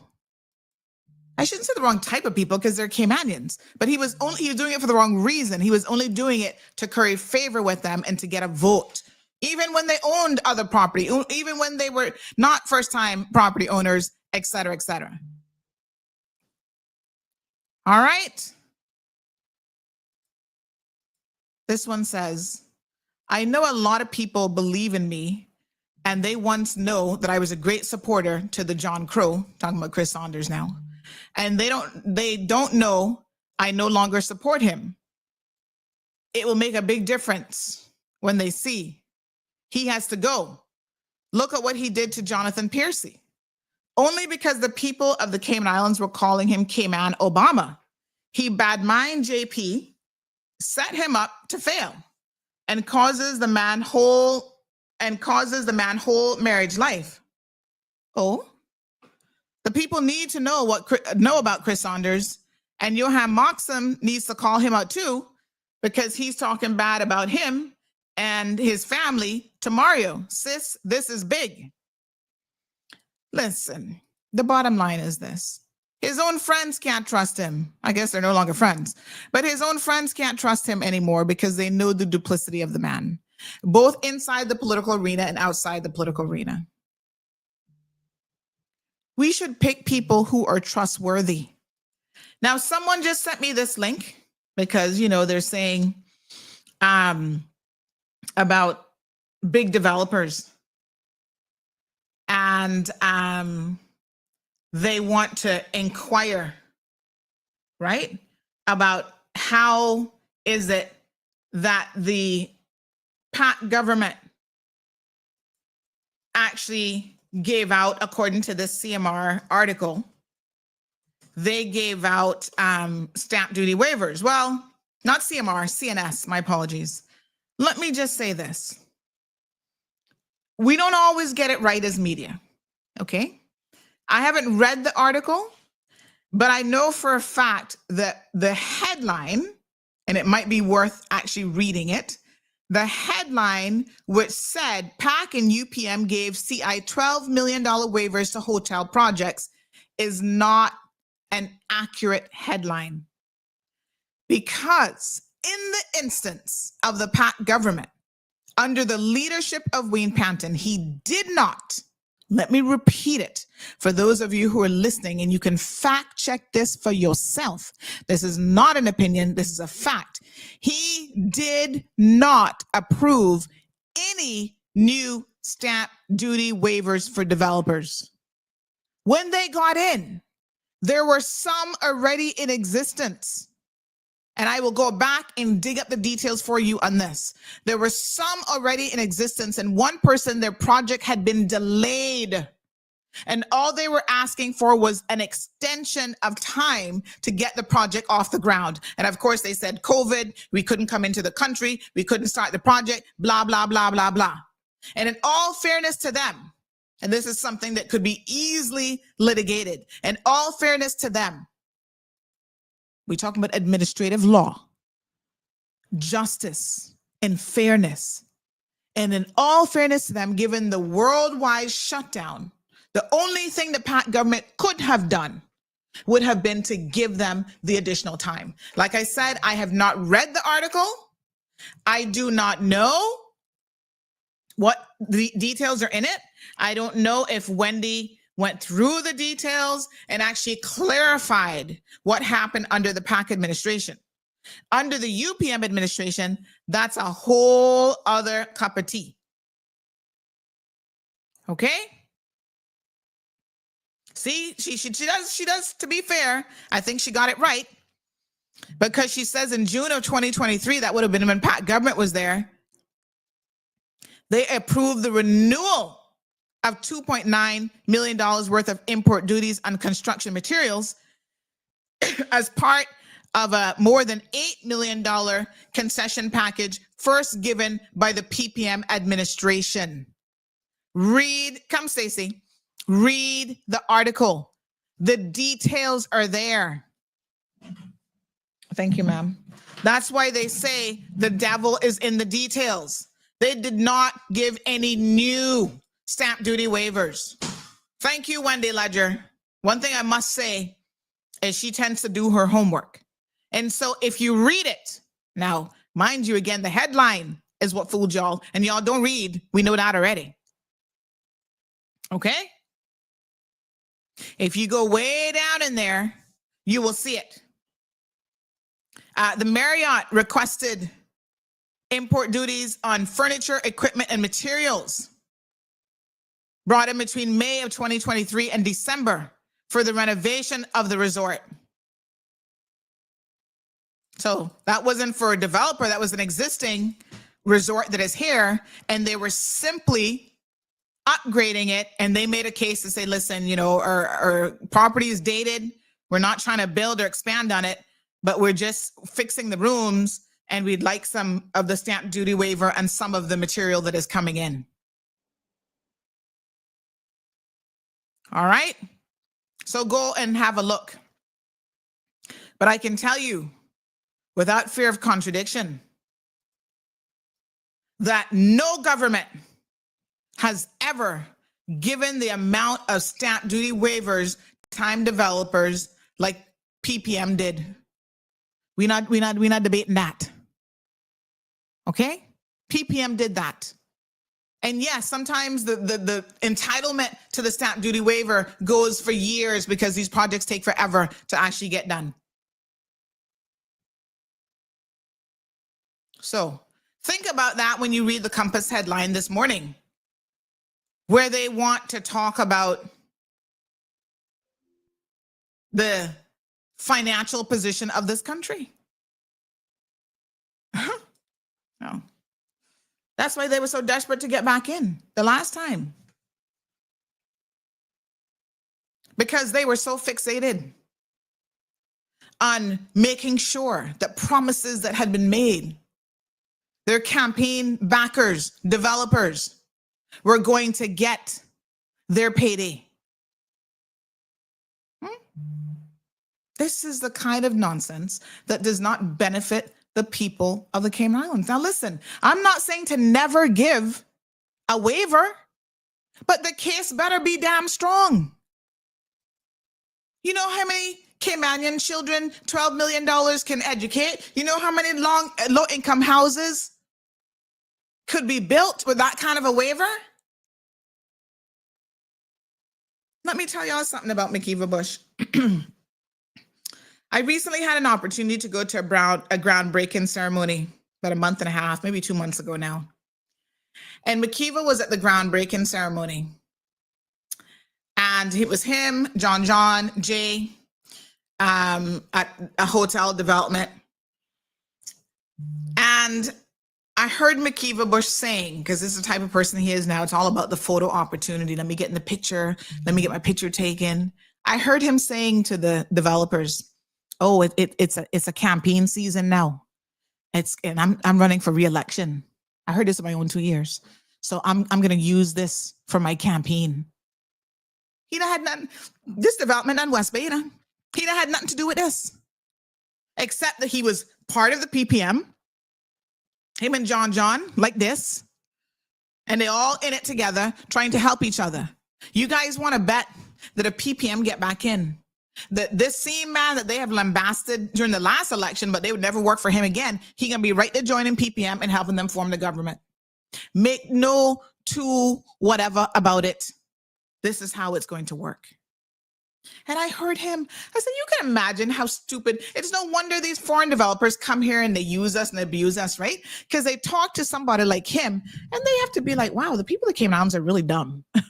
I mean, it's one thing to do it knowing that you're going to get political clout out of it. It's another thing that you actually have to say it to them. Oh, I'm running for office and I need to be able to use this because it's political season now. Why would you even say that? And I looked at them and I saw the look on their faces. This is why they know how easy our politicians are to be bought out. McKeeva Bush has been in politics for over 40 years. This man has had millions of dollars go through his greedy little fingers. And he's pissed it all away on gambling, alcohol, and women. Nothing to show for it. A man who is now double dipping in pension, because remember, he's one of those that was grandfathered in with a 2 pension system. He's going to be able to double dip in pensions, and he won't go sit his ass down after 40 years. He still won't get Speaker of the House so he can get 16 grand a month. He still wants ministerial position so he can get 12 grand a month. He still wants to be parliamentary secretary because remember, Ms. Julie promoted him to parliamentary secretary. This is the foolishness that we are having to live with in this country. And I'm asking the good people of West Bay West to please consider your vote carefully. I'm not here to defend Julie Hunter. That is her job, to sell herself to the people. What I do know, and I know some of y'all, oh, Miss Julie, now what you thinking? I don't give a shit. What I do know, nobody is perfect. Nobody is without some blemish. However, we take a look at him and we take a look at her. Being humans, he should not even be in the race if God knows the truth. He is a criminal. He is a woman beater. He is disrespectful. Seriously, give her a chance. And there's not very many constituencies that I'm going to get up here and tell you who to vote for. I may tell you why somebody doesn't deserve a vote. But at the end of the day, you can choose amongst your other candidates. That is your business. But what I'm going to tell you in West Bay West, I will go out on a limb and I will tell you that the better candidate, and I don't care what last name she's going by, is Julie Hunter. That's her proper name for the past 45 years. Okay? This man has the audacity to come to you about don't listen to people who want to stop you from selling land to your foreigners. He's right. Nobody's not going to be able to stop you from selling land to your foreigners, but he thinks that that's the most important issues facing Caymanians. We're not got no fucking land to sell to nobody, foreigners or otherwise. And let me be very clear.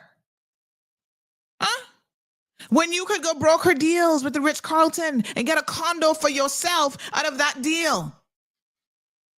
Multi-million-dollar condo, and you still to this day not got a pot to piss in. You're a poor example that no Caymanian needs to follow when it comes to fiscal management or what we need to be doing with land or anything else.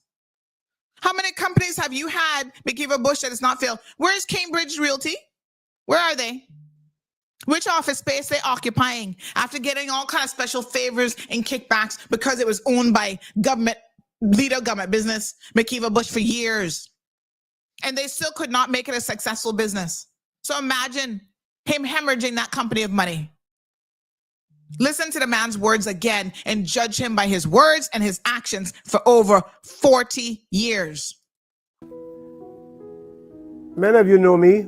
Perhaps some of you don't know me so good. But I'm McKeeva Bush, and I've been in Parliament for over 40 years.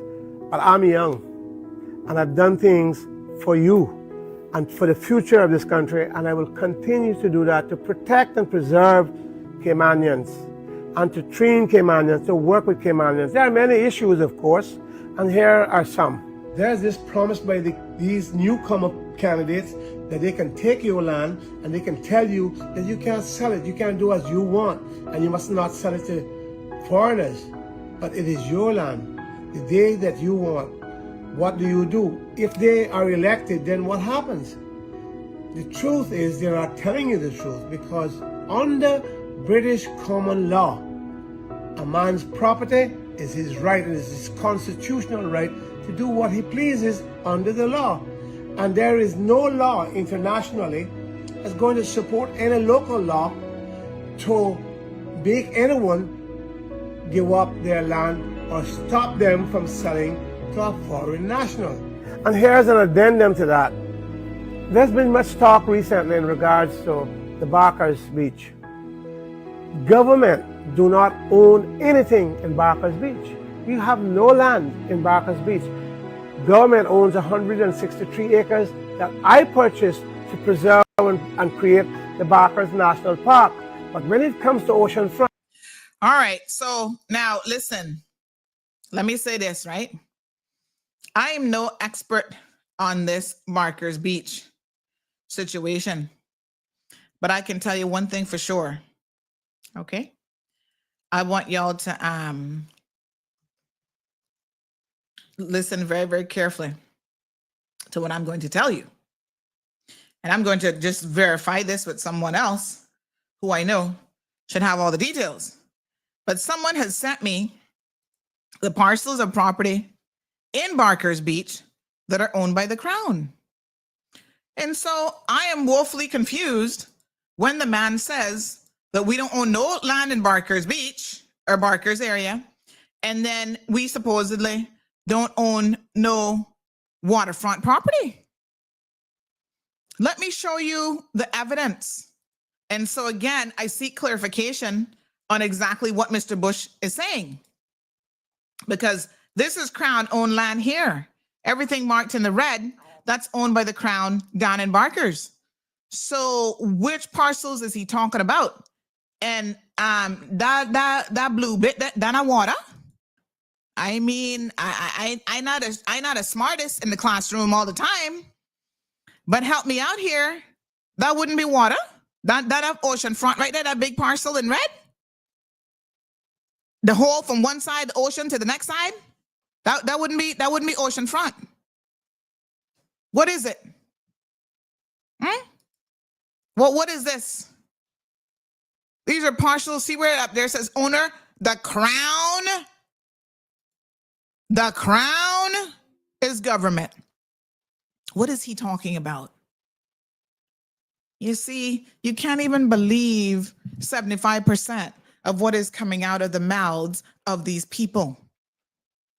I'm confused. Can somebody please tell me if it's on the water, it's on the beach, that a beachfront property, that an oceanfront property?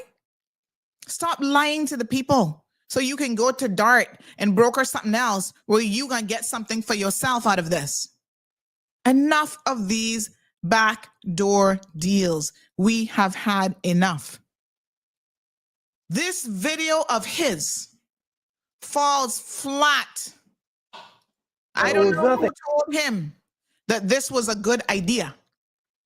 This video falls flat. The man has not addressed the major issues facing his constituency. He's offered no solutions for the next generation of Caymanians.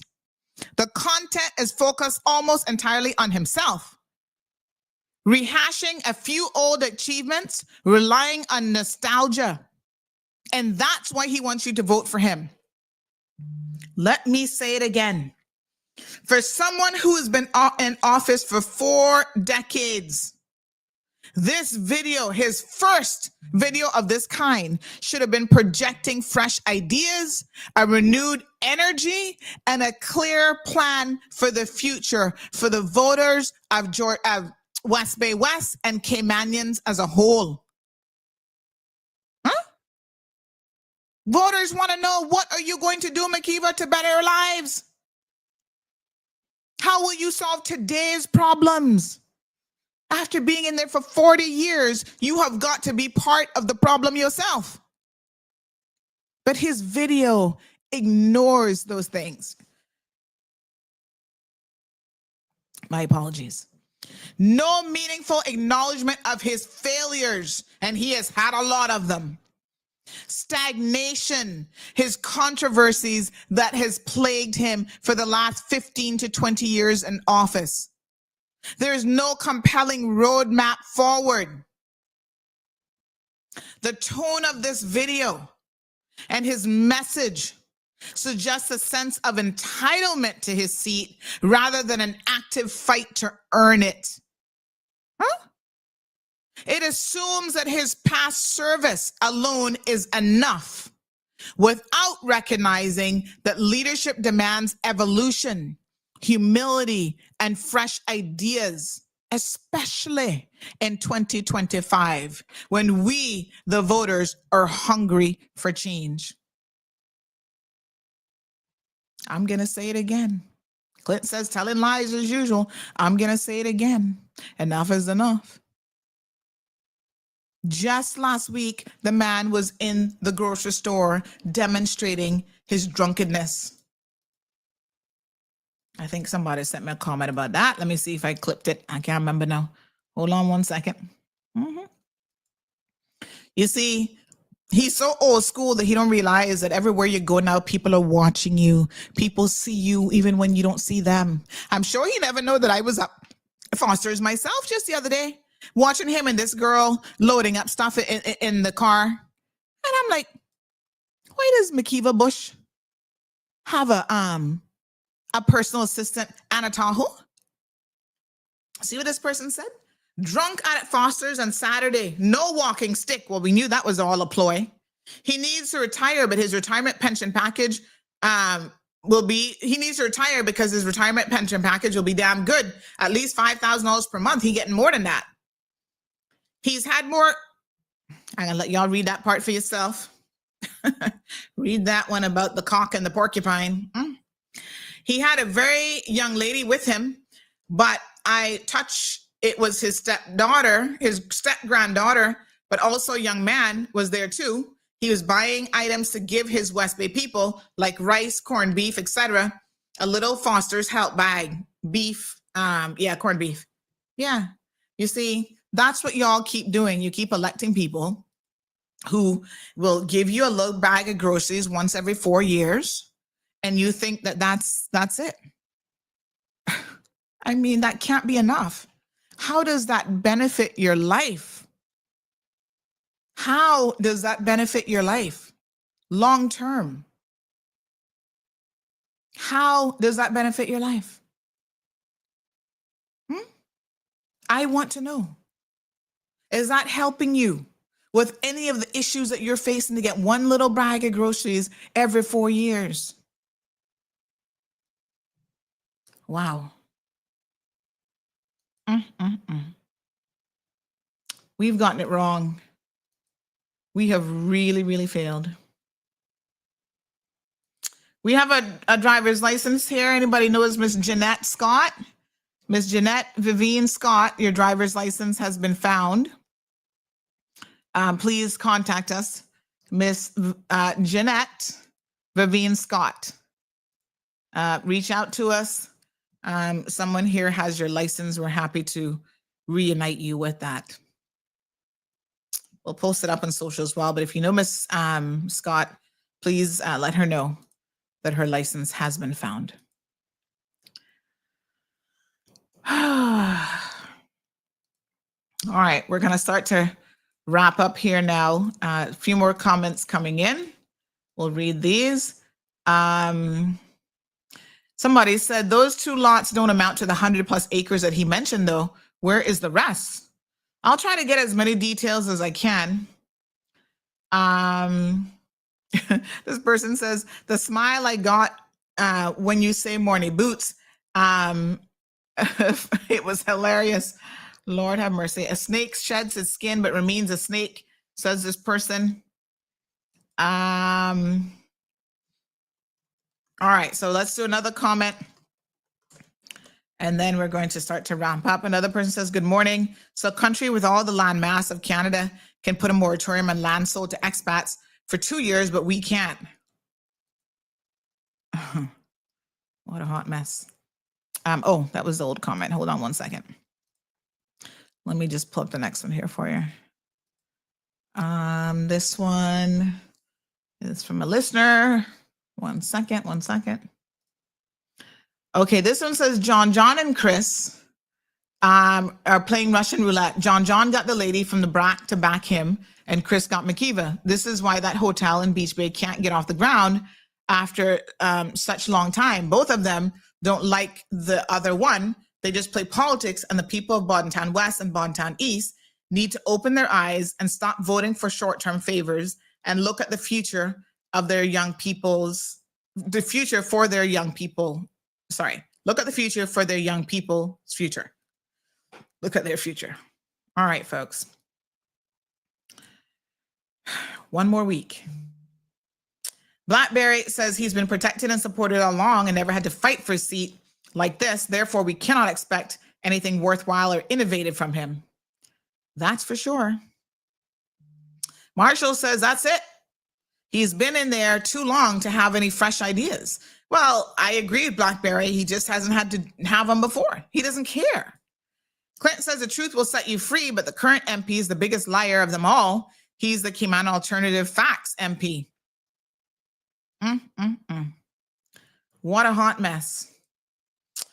All right, folks, stay tuned for a couple messages. These are paid advertisements. As we say, it's that time of every 4 years now, pay to play. So sit back and listen to these.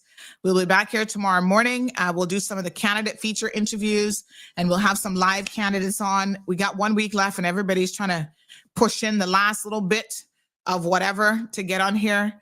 So it is what it is, folks. Get ready. My name is Andrew Copeland, a registered voter in the Bordentown West constituency. I endorse Mr. Ozzy Osborne Bodden for a myriad of reasons. Main one I will speak on. Many years ago, I was working at the public beach jet around Cayman, where there was a situation between myself and a fellow Caymanian. And when they brought the matter to Mr. Bodden, the way Mr. Bodden has handled the situation tells me that Mr. Bodden is a fair and a honest, trustworthy man. I did say to him back then that I appreciate him for the way he handled the situation. That could have escalated to, worse situation. With all of that said, I'm standing here today to say, for the constituency of Bordentown West, which I'm privileged to vote in at this time, Mr. Bodden is the perfect candidate for us all to choose as the next Member of Parliament for this general election coming April 30. Mr. Bodden has proven himself to me to be an honest, trustworthy man, and with that said, I take no scorn in endorsing him as the candidate for the Bordentown West constituency. I am Sabrina Teresa Turner, and I am running to represent the electoral district of Prospect. I've made the conscious decision to run with the other candidates of the TCCP because we are built on a foundation of honesty, integrity, and community first. Once you elect me on April 30th, I will continue the works that we have already started. Sustainable stormwater management, tackling with the traffic on Shamrock Road, and bringing our community and its people together, knowing that we are our biggest and greatest asset. Vote for Sabrina Teresa Turner on April 30th.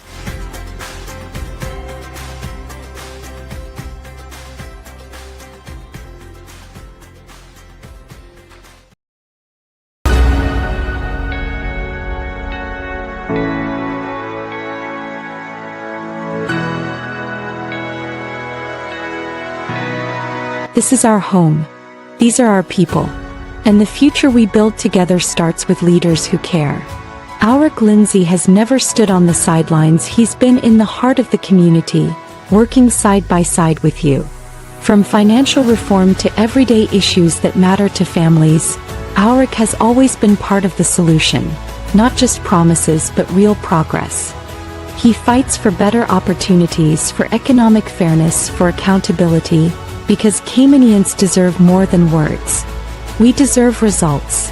In Georgetown South, Alric isn't just running for office. He's standing up for every voice that's gone unheard and every dream that's yet to be realized. Leadership with integrity. commitment without compromise, a future that works for all of us. On Election Day, vote for the man already working for you. Vote Auric Lindsay for Georgetown South. 4K Man.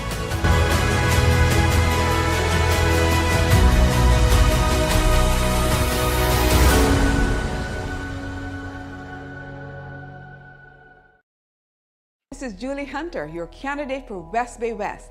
The finish line is just ahead, and I'm so excited that these final moments of the campaign are here. We've got some great events coming up to close out this amazing journey. This weekend, join us for some fun and community spirit at the Under-23 football tournament at the Ed Bush Field. This will be a celebration of our youth, our talent, and the future of Cayman. Next up is our community meeting at Velma Banks Park on April 24th at 7 p.m. Then we're off to the final Cayman BRAC rally on April 26th, where we'll be standing strong with our BRAC candidates united and ready to bring positive change across all three islands. Save some energy for the final all candidates rally in Grand Cayman on April 28th at the A.L. Thompson's parking lot at 7:30 p.m. And then we'll bring it all home with my West Bay West grand finale on April 29th at the Ed Bush Field parking lot.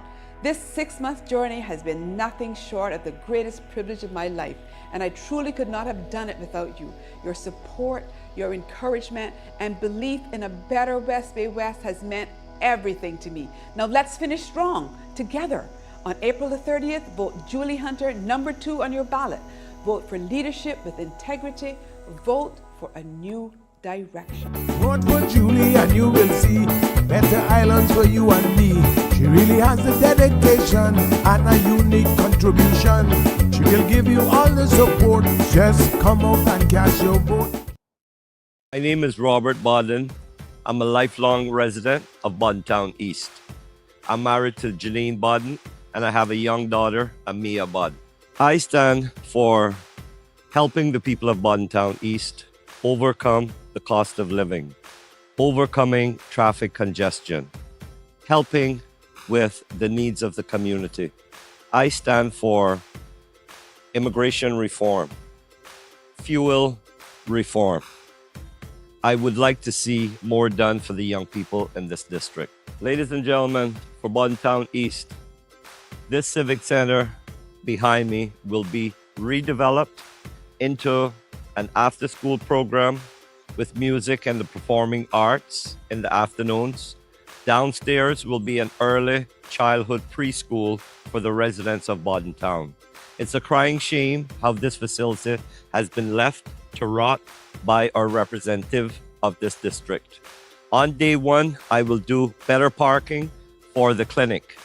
There's land owned on Anton Bodden's Drive, which can be developed into a full emergency center and a full district hospital. The Colwood Public Beach and the other public beach can also be developed to bring cruise passengers to this district, where you as the residents of this district can serve these tourists. We will bring business opportunities to you, the people of Boddentown. I also, along with my team, who I'm happy to be a member of, who brings experience, honesty, integrity, a new way forward with action to address the dire needs of this country. We need a development plan, ladies and gentlemen, that will produce smaller lot sizes, rezoning to better develop the lands that are left available. We are not growing any more land. We need to develop vertically. I am running with the TCCP party led by Andre Ebanks, which will deliver to you on day one integrity, honesty, capable and experienced leadership that will bring action and opportunities with a better way forward for the people of these islands. Ladies and gentlemen, vote for me, Robert Anthony Bodden, on April 30th. Come out early to vote. I will represent. We need change in Boddentown East.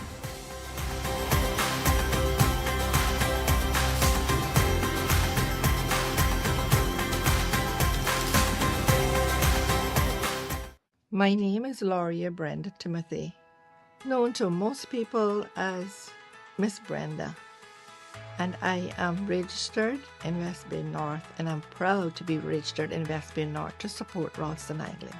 I've known Ralston all of his life, and better since he married my daughter, and he is an awesome dad to my 3 eldest granddaughters, Cheryl, Sharina, and Cherise. Well, I must say that Raleigh previously served as education minister, and I feel that he is the best. When he is elected again on April the 30th to serve us in Cayman Islands, I would like him to be the education minister again, because I feel that he done an excellent job, and I'm sure that when he is elected on April the 30th, he will go into the assembly prepared to do what is right for the people, and the people would be happy that they voted for him. So I'll urge people to really vote for him, because he's already proven himself. We could send Ralston to anywhere to represent us, and I feel like he would do a good job. We don't have to sit in our seats and be scared, oh, what's he going to say next? Or is he going to say the right answer? Because I trust him, and I know I've proven him the way that he speaks. He's quite eloquent and well-versed in conversation.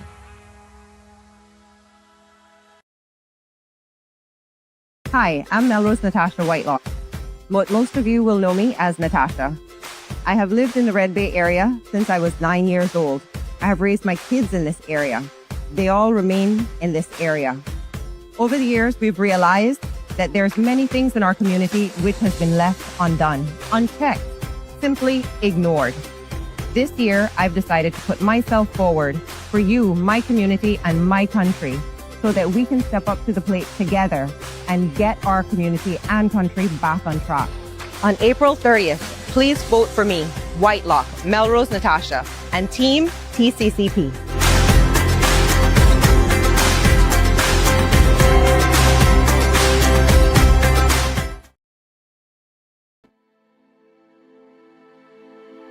For too long, we've heard empty promises. Rising cost crushing our families. Public schools struggling to prepare our children. Unmanaged population growth. Healthcare costs threatening to break the budget. Overdevelopment changing our islands. Leaders who work for the few, while the needs of the many are neglected. This isn't working for anyone. But there is hope.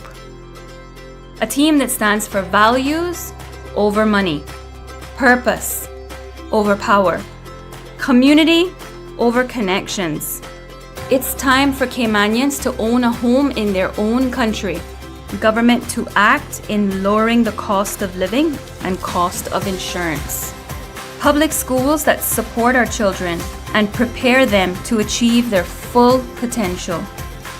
Reform and enhance immigration policies that protect Caymanians as a first priority. Smart and sustainable development, not empty rhetoric, real solutions. Enough is enough with the self-interest and side deals. On the 30th of April, vote the Caymanian Community Party for a stronger, fairer Cayman.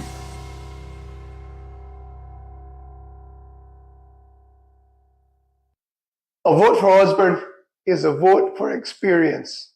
A vote for Osborne is a vote for true representation. A vote for Osborne Bodden is a vote for someone who cares. Osborne Bodden would be my choice, guaranteed to represent Bodden Town West. A good candidate. Give Osborne Bodden a chance. Thank you.